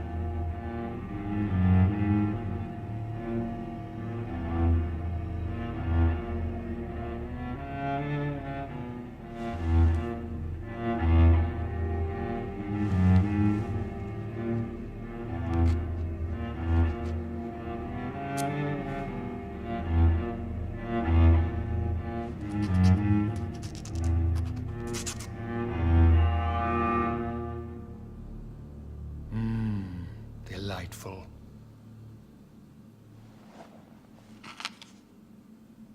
Welcome to the Ascalon Club, Dr. Reed. Take your place among the bearers of the lance. One of us! One of us!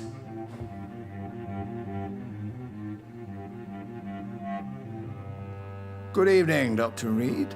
How does it feel to be this evening's centerpiece? Figuratively. I feel like the newcomer, and I do not like it at all. Do not be alarmed. The Ascalon Club has a tried and tested policy for choosing its initiates. May I ask who you are, sir? Why would you be interested? Well, as you seem to be the only man in the room with a beating heart, you draw quite a bit of attention yourself. Ah, vampire senses never cease to fascinate me. They dwarf those of mere mortals. I am Aloysius Dawson, by the way. Mr. Dawson? Of Dawson and Dawson? the wealthiest man in England. It is a pleasure to meet such a prominent figure of London. A withering London figurehead, to be precise. Are you sick, Mr. Dawson? I am a doctor, you know. My case is beyond the scope of traditional medicine. I have spent fortunes on the world's most competent doctors to arrive at that diagnostic conclusion. I'm sorry to hear that, sir. Should I suppose that you're here in search of some form of immortality? Absolutely not. I'm here to implement my plan to save the city I was born in. To cast out the ghastly evil that has us all on our knees. Money cannot solve every problem. This mysterious epidemic is going to require more than money can buy. You're right. Money is nothing unless one has the will to wield it. I have a plan, sir. A radical one that will save all that is essential in London. What is your plan, then? Quarantine and barricades are futile. What we need is a wall. A formidable, unscalable wall to isolate the deserving from the infected masses. But that would segregate the rich from the poor, would it not? It would be unjust. Our only course of action must be to save England. And to save England, we have to make sacrifices. Are you not mistaking sacrifice for summary execution? Why do you care? Are you not a vampire? Removed from all mortal concerns? Decisiveness is what the city needs, and it needs it now. That went well, did it not? It is always useful to bolster the troops' morale, especially before a difficult battle. You have the makings of a general, my lord. I was, though very long ago. Well, not quite a general, but a proud defender of the crown. So why did you really want to meet me? Straight to the point again, young Ekon. All right, let's talk, you and I, Lance Sparrow. I'm listening, my lord. According to my spies, you have worked with Dr. Edgar Swansea on the epidemic, and your findings were quite alarming. Yes, I'm convinced the recent invasion of frenzied skulls in London is directly linked to the epidemic. This is not the Spanish flu, but something else. I would be glad to hear more of your discoveries, Dr. Reed, but for now, my main concern is the security of London's inhabitants, both mortal and immortal. What do you mean? Alarmed by the epidemic, the Guard of Prewen has started a war against us British vampires. To appease the situation, we must eradicate the skulls. Skulls are hostile vectors of contagion. That is a fact. But first and foremost, they are victims. I agree, Dr. Reed. Most of the new skulls who roam the streets at night used to be good British citizens, but they must be put down nevertheless. So, what do you want me to do? I want you to investigate the city thoroughly. I have reason to fear there are cases of contagion in this part of town. Our absolute priority is to find and cleanse them. And how would you like me to proceed? By all means necessary, Dr. Reed. You are now a member of the Ascalon Club, and you have carte blanche. Interrogate the locals, follow all the leads you find, and get results. Who are you? You who dared enter my realm. Are you here to worship or mock me? I'm here to put an end to the vampire epidemic, Miss Fletcher. Ah. But Doris Fletcher is no more. She was consumed by this putrid flesh that now enshrouds her. You feel anger for what happened to you, but I can help you. I'm a doctor, Miss Fletcher. Doris Fletcher is no more. All that remains are the dreams of the queen she was, and the queen she'll be. Until then, all shall die, for that was her final wish. You kill, come to me! Wait. I beg you, wait. What? I don't want to die. And I did not come to kill you, Miss Fletcher. Will you spare me then? Save this cadaverous carcass of mine. Does your heart beat a little faster now? You fancy me then, Doctor? No, Miss Fletcher. My dead heart will beat for only one. Ah! Is she pretty? Is she sweet and tender? To me, yes. Ah! I hate her already. I know. And this is partly why you must be destroyed. But you just said... That I did not come here to kill you, yes. But I realize now the threat you embody must be stopped.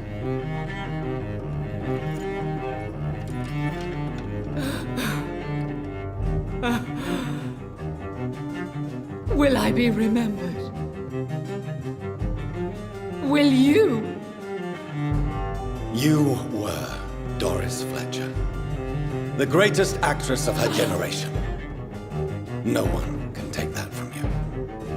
Thank you. And farewell. Ah! Ah! Ah!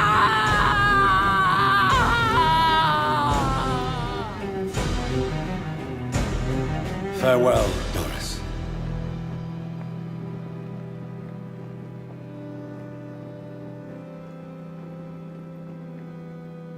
Bravo!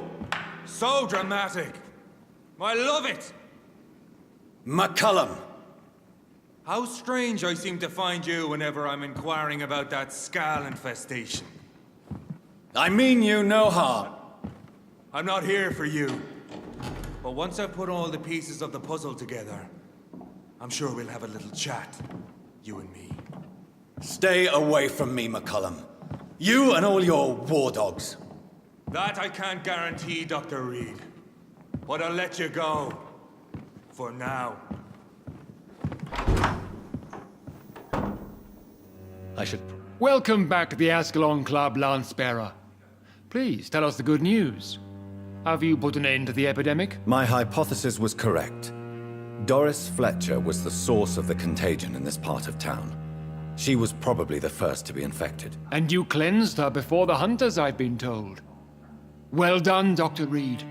You thrust your lance and pierced the very heart of the corruption. But some questions remain. The important thing is, we won a major battle for the survival of London. For that, we salute you. Thank you, my lord. Now, I have another task for you.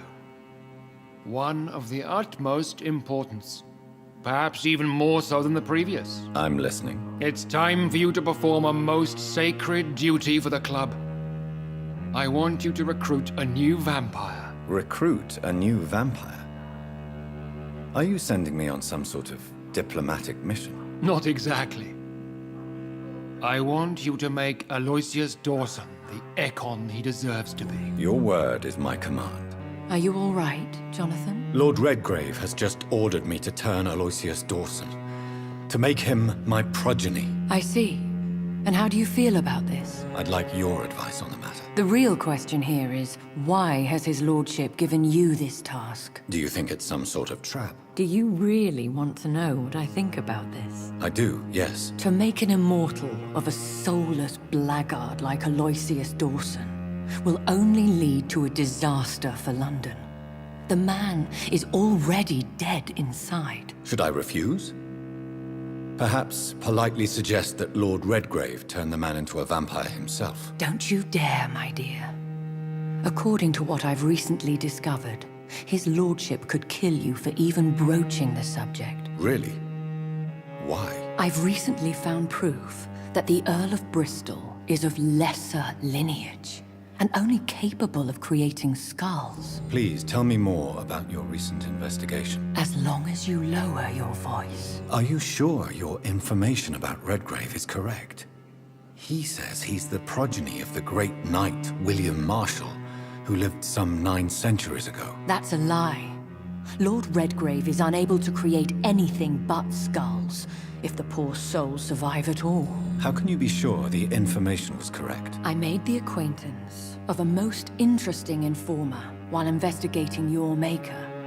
from whom I learned the truth about Lord Redgrave. Why so vindictive? You suddenly sound like you're angry. Forgive me, Jonathan. I hate myself for it, but I feel such pride in my discovery. I'm afraid I just can't help it. Which is? He did serve William Marshall. And yes, the blood he covets as a token does truly belong to that legendary knight. But he was never his progeny. His lineage is not so noble. What would you have me do about Dawson? The man is dangerous. Did you know he plans to build a wall to separate the healthy rich from the sickly poor? Do not make him your progeny. What would you do? The man's dying already. Let the Reaper harvest the rotten fruit that is his soul. Goodbye for now, Elizabeth. Goodbye, my dear. Please, be careful. Finally you're here, Dr. Reed. What took you so long? I had to pass several of your barricades and outposts to access your mansion, sir. Death, pestilence surround us, and time is against me. I see you've gathered some of the most expensive, albeit experimental, blood transfusion equipment available. All this could be so useful in a hospital. Yes. Since Lord Redgrave sent me a doctor to perform my conversion, I thought you might find some of these devices useful. Most thoughtful.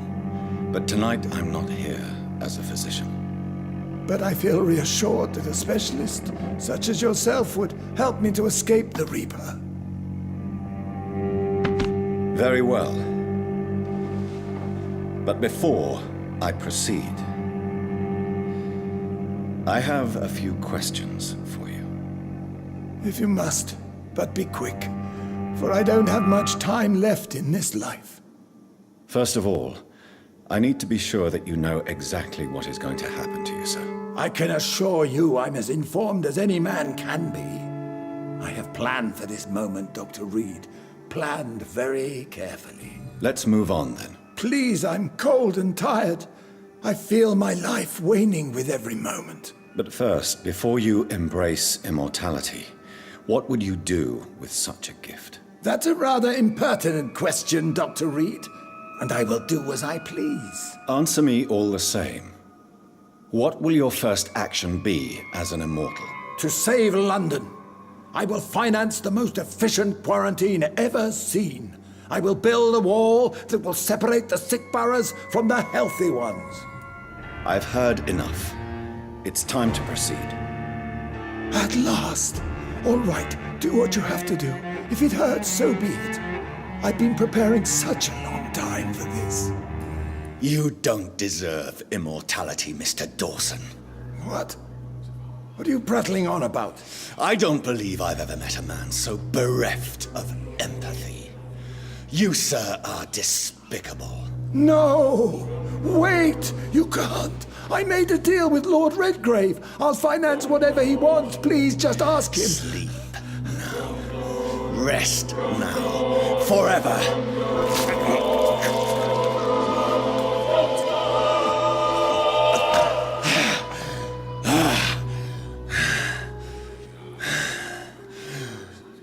I would have lived forever. Who are you to decide my fate? Who gave you the authority? Is it done, Dr. Reed?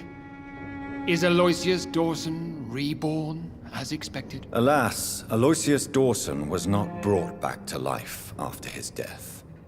The man is gone. What? What happened? I could not let such a dangerous man become immortal. Not from my blood, not for you. This is an outrage beyond words. This is betrayal, pure and simple. I should kill you on the spot.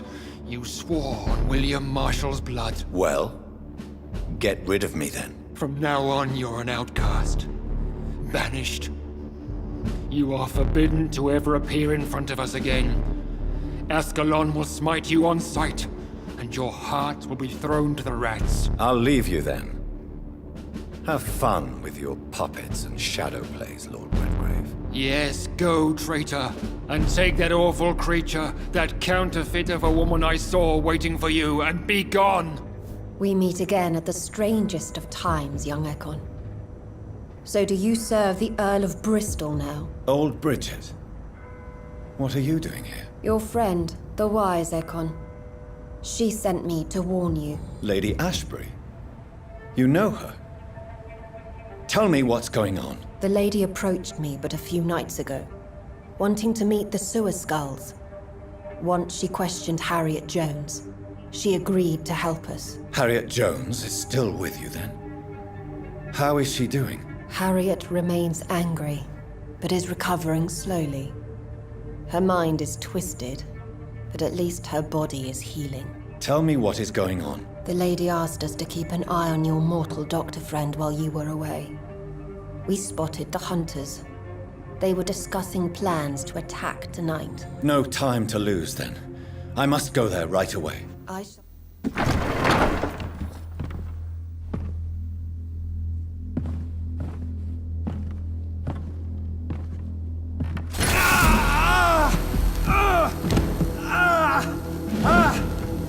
Ultraviolet curtains and orichalcum powder. Dr. Swansea's always been a resourceful bastard. I bet he never told you he had this installed in case of a vampire attack. Says a lot about how much he trusts you. What have you done with Edgar? Don't worry. We don't kill humans. Even if your friend is deserving of a little punishment for one. What are you talking about? We know everything. Swansea and you created this bloody epidemic. You aim to unleash another disaster, just like William Marshall did. No! I'm trying to put an end to it, just like you are. You're the progeny, aren't you? Where is the monster hiding? It's still in England, isn't it? I have no idea what you're talking about. Jeffrey, please listen to me. No tricks. That shit won't work on me. We've found proof in the theater. Doris Fletcher was your first experiment. Now where is Marshall? Speak!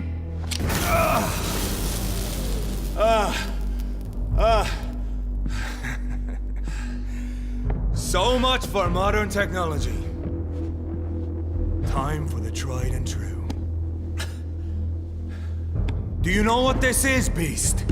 This is a drop of King Arthur's blood. The blood of a true defender of Britain. Stronger than your evil powers.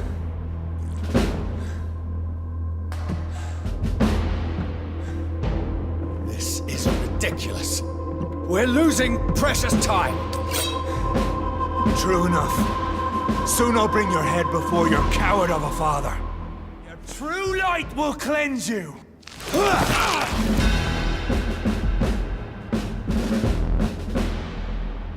We are the guardian of justice.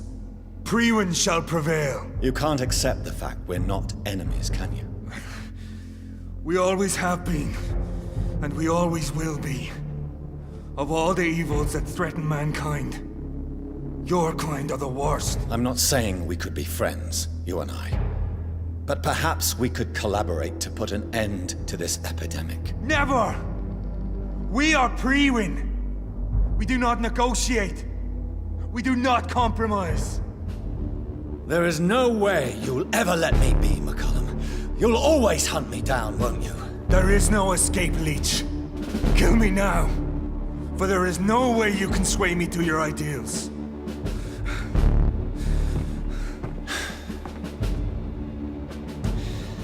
That's where you're mistaken. What do you mean?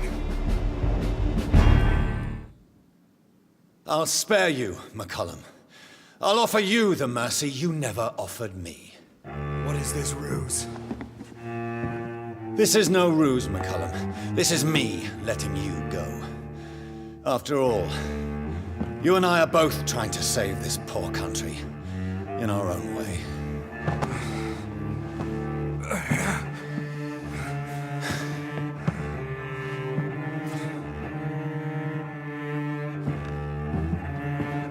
I'll kill you, Reed. Next time we meet, I'll end you. See? Progress already. You called me by my name. Until the next time. Goodbye, Hunter. What do you mean?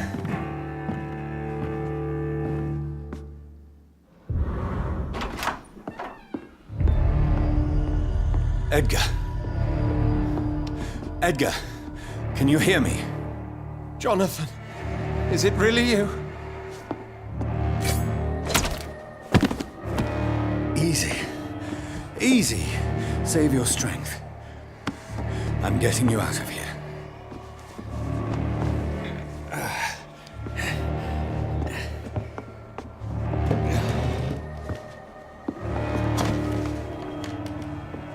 Don't try to spare me. As a physician, I know all too well when it's too late. Punctured lung, broken ribs, and internal bleeding. An accurate diagnosis, wouldn't you say? Edgar, what happened? They wanted me to confess. Beat me black and blue. Jeffrey McCullum ambushed me at the Pembroke Hospital. He was convinced you and I were responsible for the Skal epidemic. I never imagined that self-righteous fanatic would dare to attack us in the open. What became of him? To prove him wrong, I let him go. Really? Are you sure that was the wisest course of action? Time will tell. The most intriguing part of his accusation was that you and I were the pawns of some ancient vampire. William Marshall. Yes, they tortured me to make me confess the same nonsense. I think you're hiding something, Edgar. What do you mean? William Marshall, for example. You speak of him as if you know him. How is that? Jonathan, I cannot say I'm ready for another round of questions. While investigating the epidemic, I read some of McCullum's findings. I think you have some explaining to do. I have nothing to hide, Jonathan. Nothing at all. Doris Fletcher visited her mother at the Pembroke Hospital. That's how she first got infected. I know nothing about that. Miss Fletcher once came to visit the sick. That is all I know. No, Edgar, there is more. Doris Fletcher was Harriet Jones's daughter. They exhibited the same symptoms: blind hate and strong physical mutation. What does this sad story have to do with us? Doris and Harriet shared more than a hidden family bond. They were the embodiment of the epidemic and are linked to the Pembroke Hospital.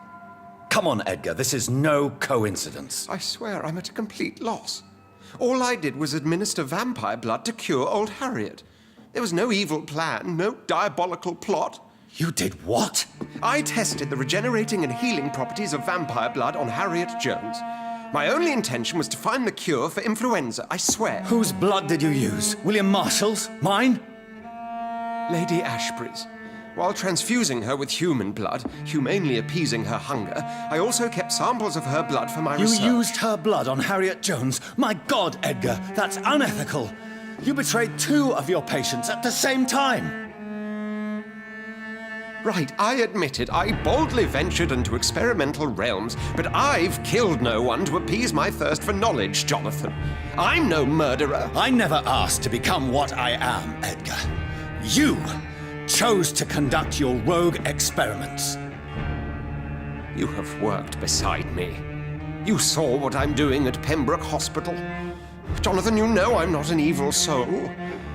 Just another victim of this tragedy. No, Edgar, you are not going to die. Unless you want to. What do you mean?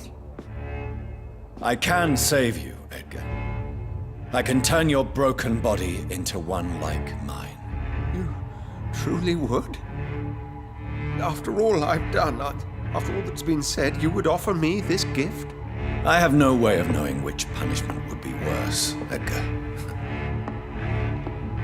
But it is not for me to decide. So? Oh, please, Jonathan, please. I beg you. This is what I've always wanted. This is what I've always searched for.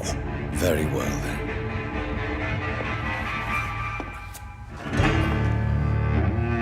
Prepare to die and be reborn. To face an eternity of guilt. I'm ready. Oh, indeed, I am ready.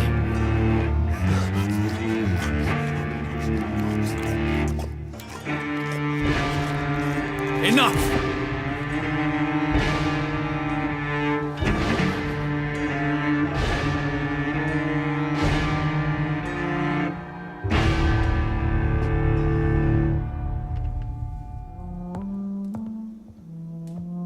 What good fortune brings you back to me, Jonathan?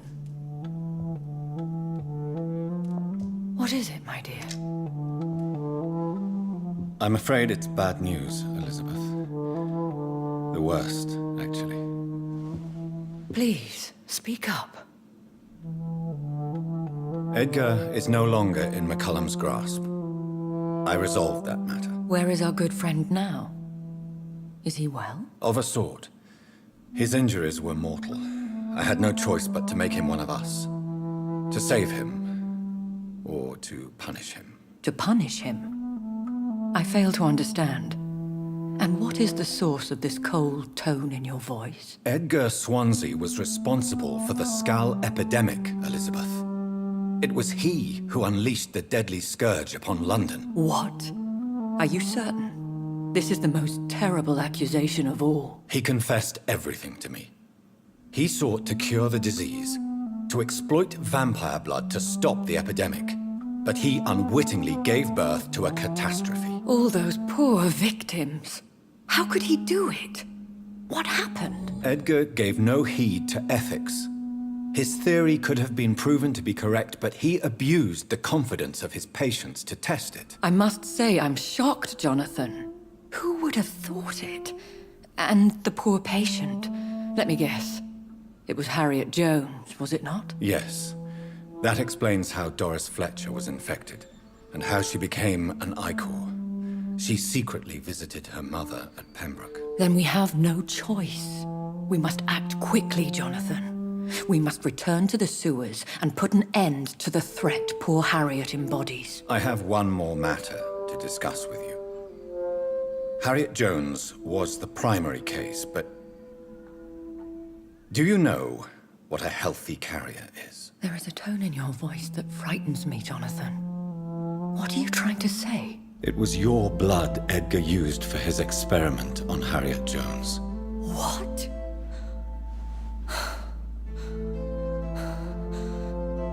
No. No. This can't be. Oh. Elizabeth. Are you all right? No, I have to go. What do you mean? Leave me alone. Save the city, Jonathan. Save what can be saved. Elizabeth, I need answers. Why did your blood Stay cause away this? from me. Please. I swear I never was your enemy. Wait! No! Elizabeth!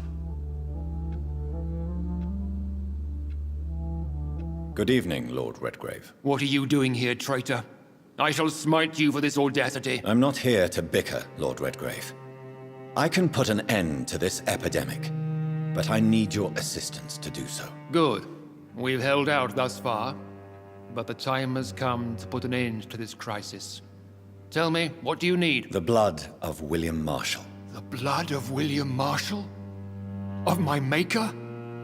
Are you mad? This blood is the purest of all. My maker proffered it to me on the battlefield. I cannot hand it to you. This is more important than the club, you, or me. This is London's last hope. I see. Well, in that case, given the gravity of the situation, I suppose I can spare you a drop. Thank you, my lord. If you manage to save this city, you'll prove yourself a veritable servant of the crown. So Godspeed, Dr. Reed. Our fate lies wholly in your hands. There it is. Insulin. Much more efficient than garlic against blood poisoning and sepsis, and much less dangerous for me. Thank you, Dr. Polescu. Good evening, vampire hunter. Are you here to end me, Leech? You'll find I will not be killed easily. Not at all, McCullum. I am here because I need you. Really? I'm intrigued. Speak up, then. I need the blood of a king. The blood of Arthur. I'm certain you possess it, and I must have it. The Guard's most sacred and precious relic. Why would you? You found Marshall's memoirs. I should have destroyed that book. I need the antidote to save this city, McCullum. It is within me to take your words as truth. I want to, but I must know more. What precisely are your plans? I have found the carrier, McCullum. The infection's source. It may be science or some supernatural power that's responsible for all this.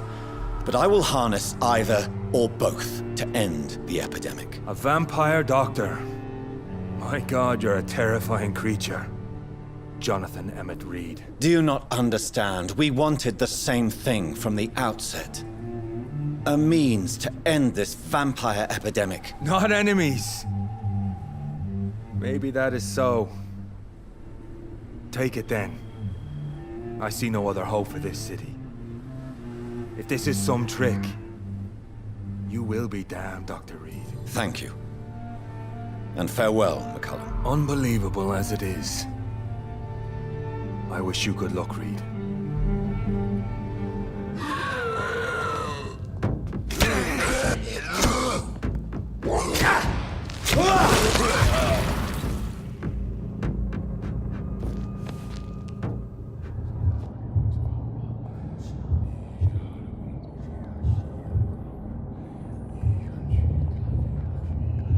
Take not a step further, child, for you are unprepared.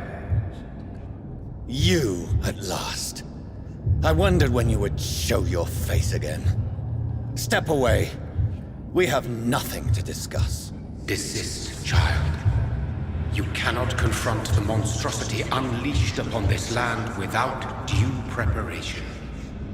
I shall not allow it. All right. But no more riddles.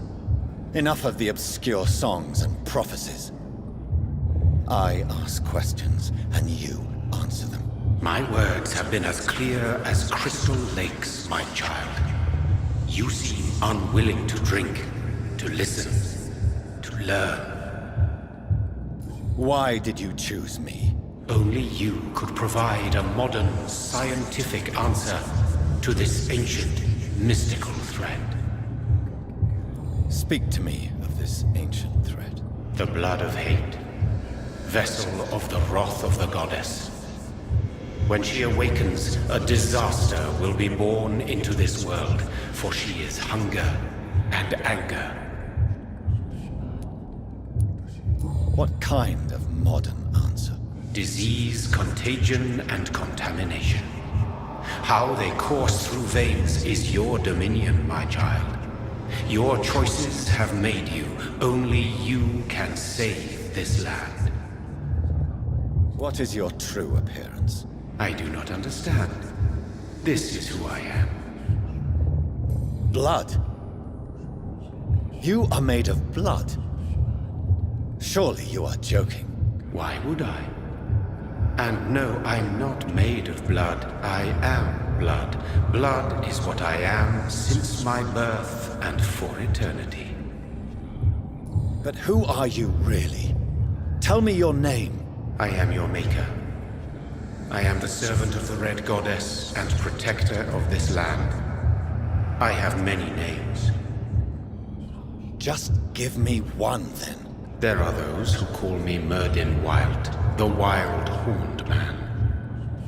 But I never was a man. I was born out of blood. I'm here to stop Harriet Jones. She is the original carrier. The well from which this corruption flows. I have heard you, but be wary. Harriet Jones's mind is no more. She has metamorphosed into an apocalypse. Born from, drenched in, and driven by the blood of hate. What is the blood of hate? It is the curse of the goddess.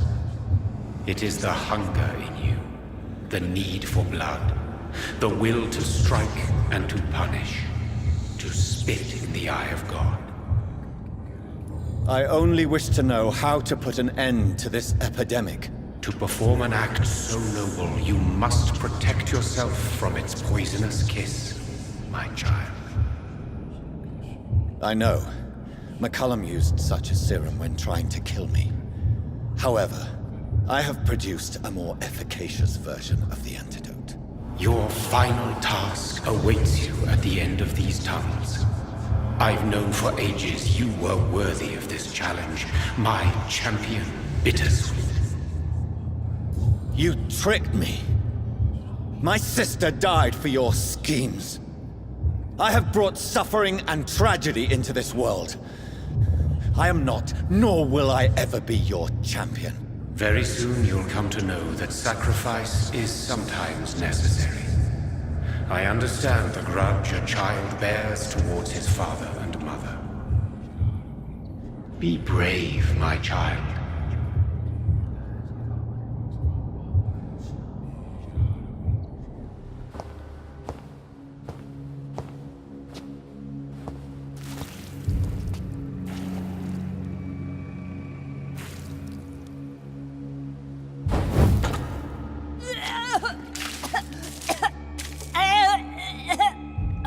Oh, I'm sick. So sick. Doctor, help me, please. I'm in such pain. I'll be glad to be of assistance. Ah, like your help, Doris. Liars! All of you!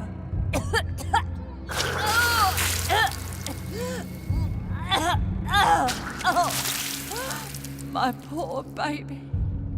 I've been such a bad mother. But the Queen herself forgave me. Gave me another chance. Harriet, you must stop all of this. I can't let you infect anyone else. How dare you interfere with the Red Queen's plans, Doctor? How can you stop the course of nature?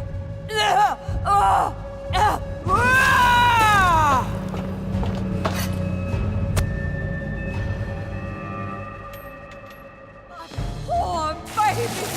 Where is she?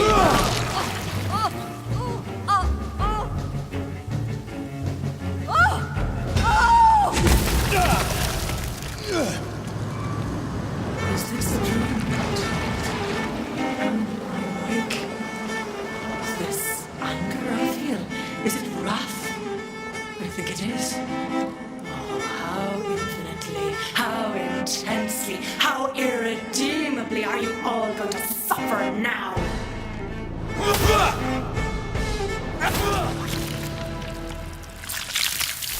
Do you think your champion defeated me when he tried?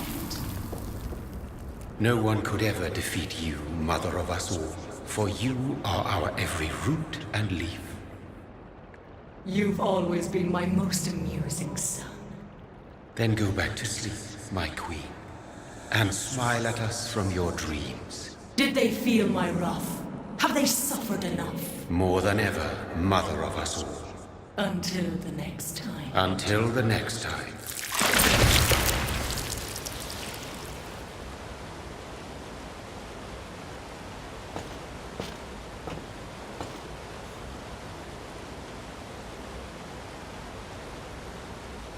So it's over then, young Ekon.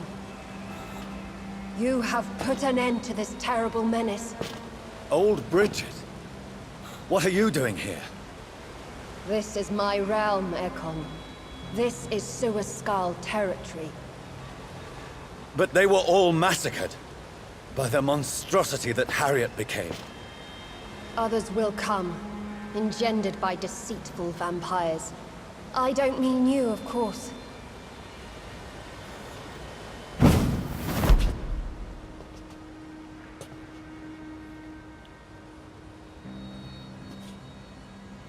I thought you'd been slaughtered, with all the other Suaskals. I was up above, in search of help when Harriet suddenly turned into that thing. I have no idea what it was. It's over now. London is no longer shrouded in the disaster's shadow. We're all safe. Yes, you prevailed in the end. I hope you'll forgive me for the way I treated you when first you presented yourself at our gate. No need to apologize, really. Perhaps there will be no stories told or songs sung of what happened here today. but I'll know the truth. Jonathan Reed, newborn vampire, stepped forward and saved us all. I'm honored to be part of this city's legend. Thank you, old Bridget. May I ask you just one question? How could I refuse you anything now? I'll answer just as I answered Lady Ashbury when we met a few nights ago. Who are you? Really? I was born with the name Bridget Eleanor Wellington. In 1738, my beloved and immortal husband decided to preserve my beauty and youth forever by making me drink his blood. You were Lord Redgrave's wife. Then the pompous fool rejected you, did he not? It was about 200 years ago. Peace found me in time. And I sincerely hope it will find you too, now that all is over. No, it's not over. I may have ended the vampire epidemic, but I still need answers from the woman I love. I feared you would say that. Go then, young Ekon, and face your fate. Just remember that I'll always be here for you.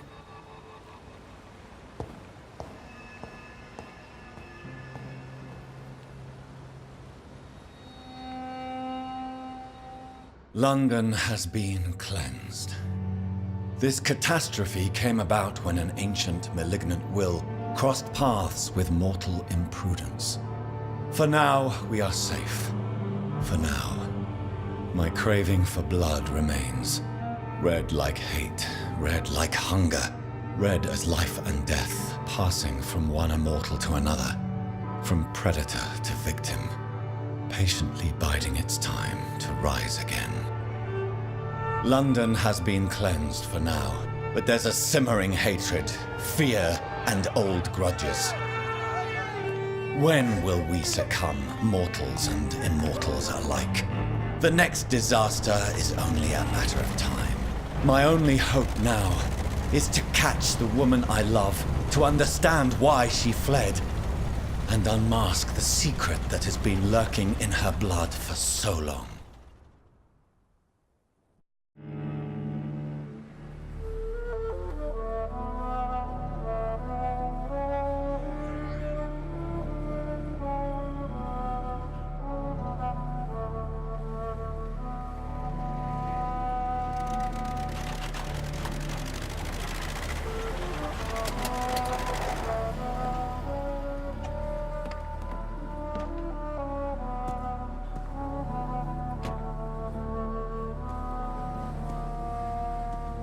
Well, this is it.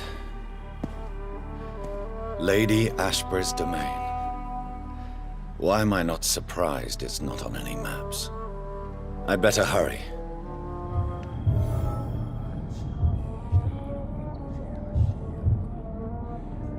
Beautiful morn, my child. It looks like dawn is here at long last. Can't you just leave me alone?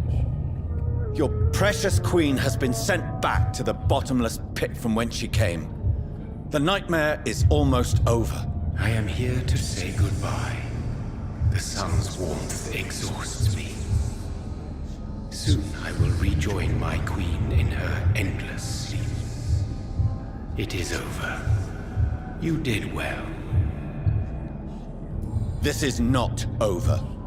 I am here to find the true origin of the blood of hate. 'Tis unwise to interfere with a tale rooted so deeply in the suffering of others. No.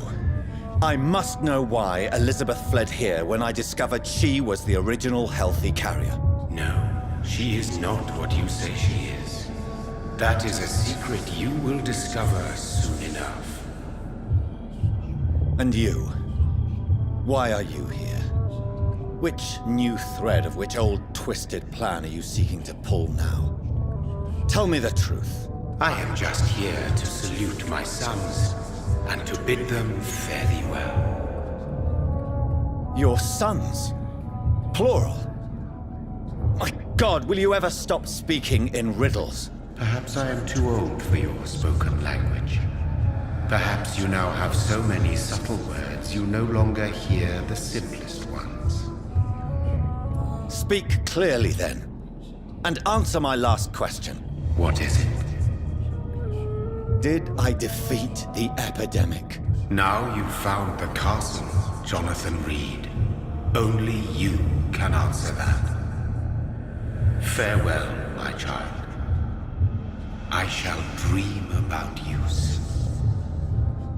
What will happen to Ascalon? Will you let them run the country from the shadows? I don't interfere with petty political intrigues. Ascalon was built upon the lie of a lineage. Such a deceit cannot last forever. But Lord Redgrave definitely possessed Marshall's blood.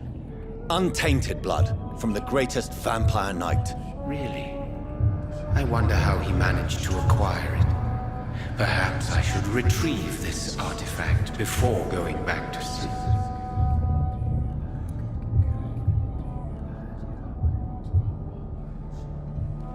Drop your sword, Father.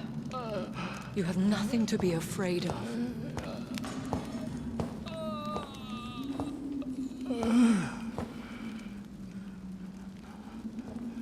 Shall we abandon this then? Shall we lower our heads? No, never. You taught me that. Blood is approaching. Old but young. How strange. Shall I drink it? Smite it? No, Father. He is a friend. Please, rest. I'll take care of it. Caution, Elizabeth. Deceit runs through these veins. I know, Father. What took you so long, Jonathan?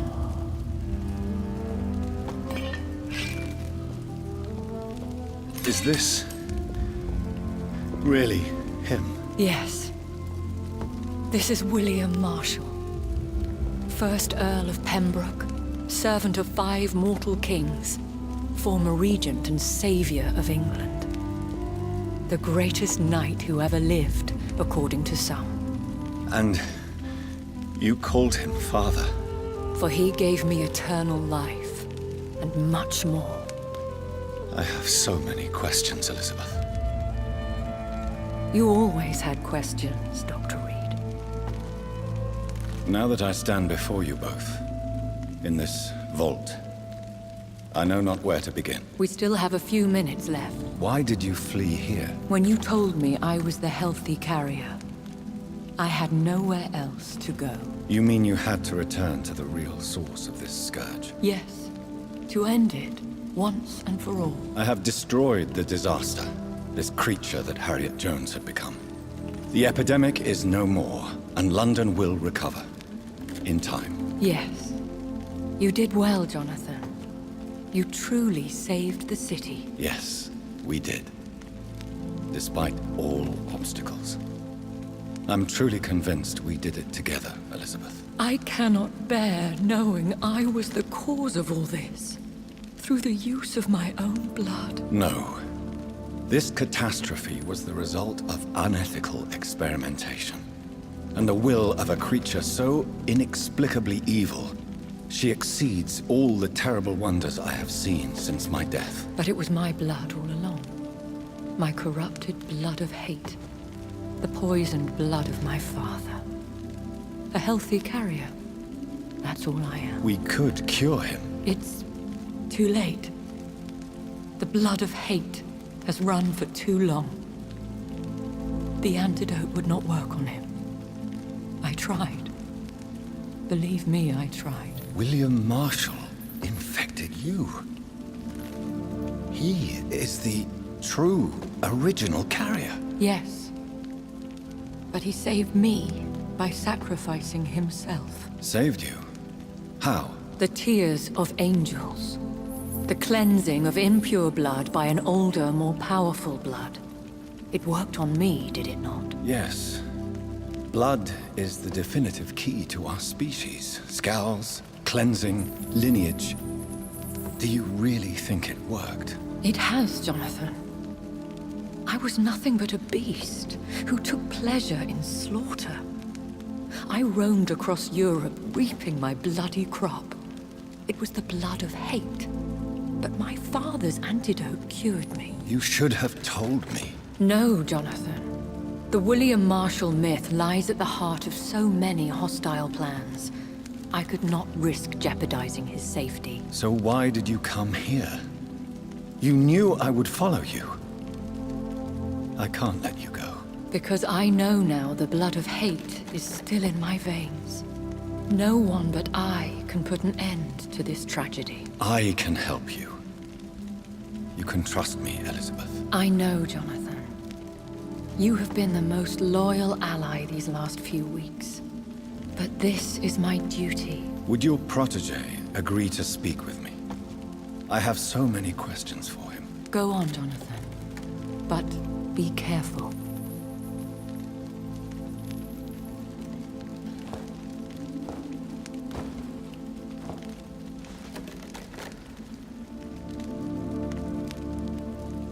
Yes? Sir William. My God. You really are William Marshall. You served Richard the Lionheart and his brother, King John. It is such a privilege to meet you. I did in my day. Come closer if you want to speak. For my hearing isn't what it used to be. I think your hearing is fine, sir. What is it you want then? I found your research on the antidote. The tears of the angels. What ingredients did you use? Once I understood what the ingredients were, I used the tears of King Richard and the pure blood of the valiant Boadicea. King Richard and Boadicea? How did you find such relics? It took me many years to locate their hiding place.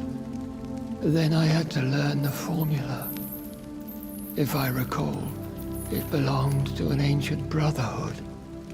The Order of St. Paul, I believe. And did it work? Yes. The tears cleansed my poor Elizabeth's blackened heart. It was such a blessing to see her smile again. The blood of hate. How does it affect you? Do you feel it now? The blood of hate? Yes. Nothing more than a sneeze, really. A sneeze held for so long, you could blow a fortress down if you released it. I would like to ask you about vampires. Vampires? What about them? Considering your experience, please tell me what you know. They are terrible creatures. I have seen and fought many in my time. Foul temptresses with sharp claws and shrieking beaks. Where did you encounter such creatures? The last time I saw one was in a Celtic temple near Salisbury. A terrible and god-forsaken place full of ghosts and pestilence. I have never seen such a creature. What are you talking about? Of course you've never seen a creature like them. Vampires are deadly, swift and implacable. Can we speak about the Morrigan? The Red Queen. What of her? You met her, did you not? Just once. But she never ceased to sing to me. I love her song. It is a song of blood and war. I only wish she would sometimes let me rest. Do you know who she is? I don't want to discuss this in front of my sweet Elizabeth. Why? For a time, she too could hear the Red Song. The steps she danced to its melody brought pain upon the world. Do you remember Myrddin, your maker? Only God is my maker, for he created everything on this earth. He blessed me with eternal life through his archangel, Michael. But Myrddin, Michael, is a vampire. He made you a blood-sucking creature of the night. Blood, yes. I used to drink it from the throats of the unworthy. Then I was punished for my deceit. During my penance, I rely entirely upon my sweet Elizabeth. Did you really sacrifice yourself to save her? That was the only righteous path. The blood of hate made me betray her. I am at peace here. I can think about what I've done and how I failed. Do you not want to be cured? No. This hunger is mine. I would feel empty without it. It has been part of me for so long. All I want is quiet. Silence. You agreed to be confined here, then? Yes. Once I was sure she was cured, I asked to be locked down here. I deserve it. The world needs it. We could set you free. Let you out. Isn't that what you want? I pray for the day I'll see the sky again. I have all but forgotten its colors. I could walk and do so many things beneath the stars. But I doubt it would be wise to release me. Then will you stay here and repent? Elizabeth told me it will not be long now. I cannot wait to feel the sweet caress of her hand on my cheek after so long, as she releases me.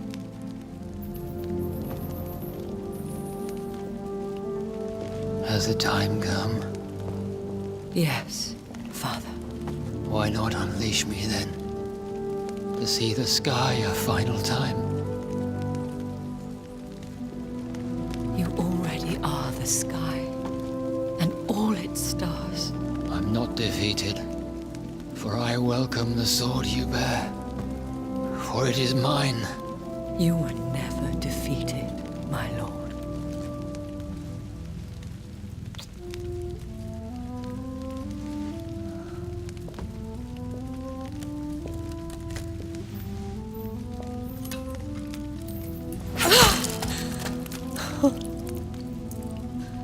Farewell, Father.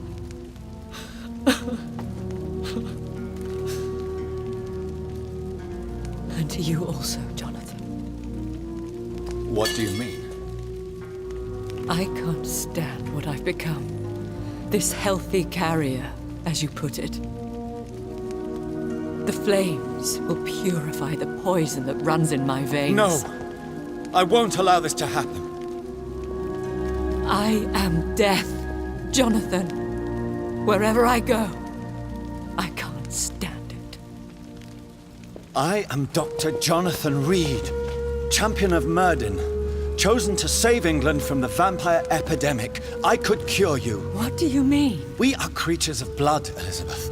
Everything about us is in our blood. With time, I could perfect the antidote William Marshall gave you. Trust me, for time is on our side.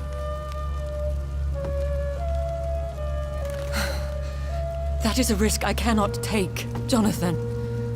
I won't bring another such disaster into this world. Elizabeth, no. Trust me. I can save you. How could I trust you, Jonathan?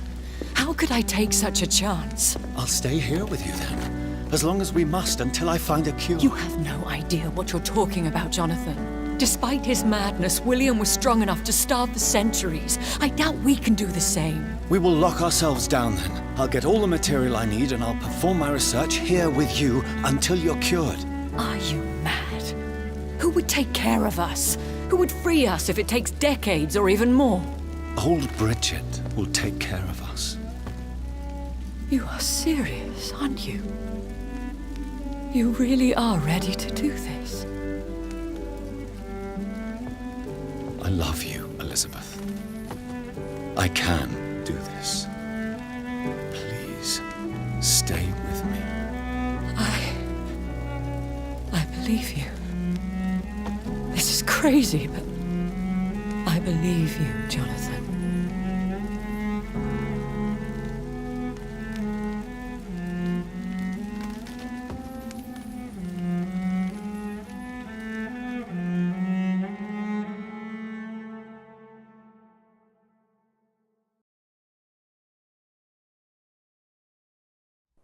One prayer for the summoned, called by this song.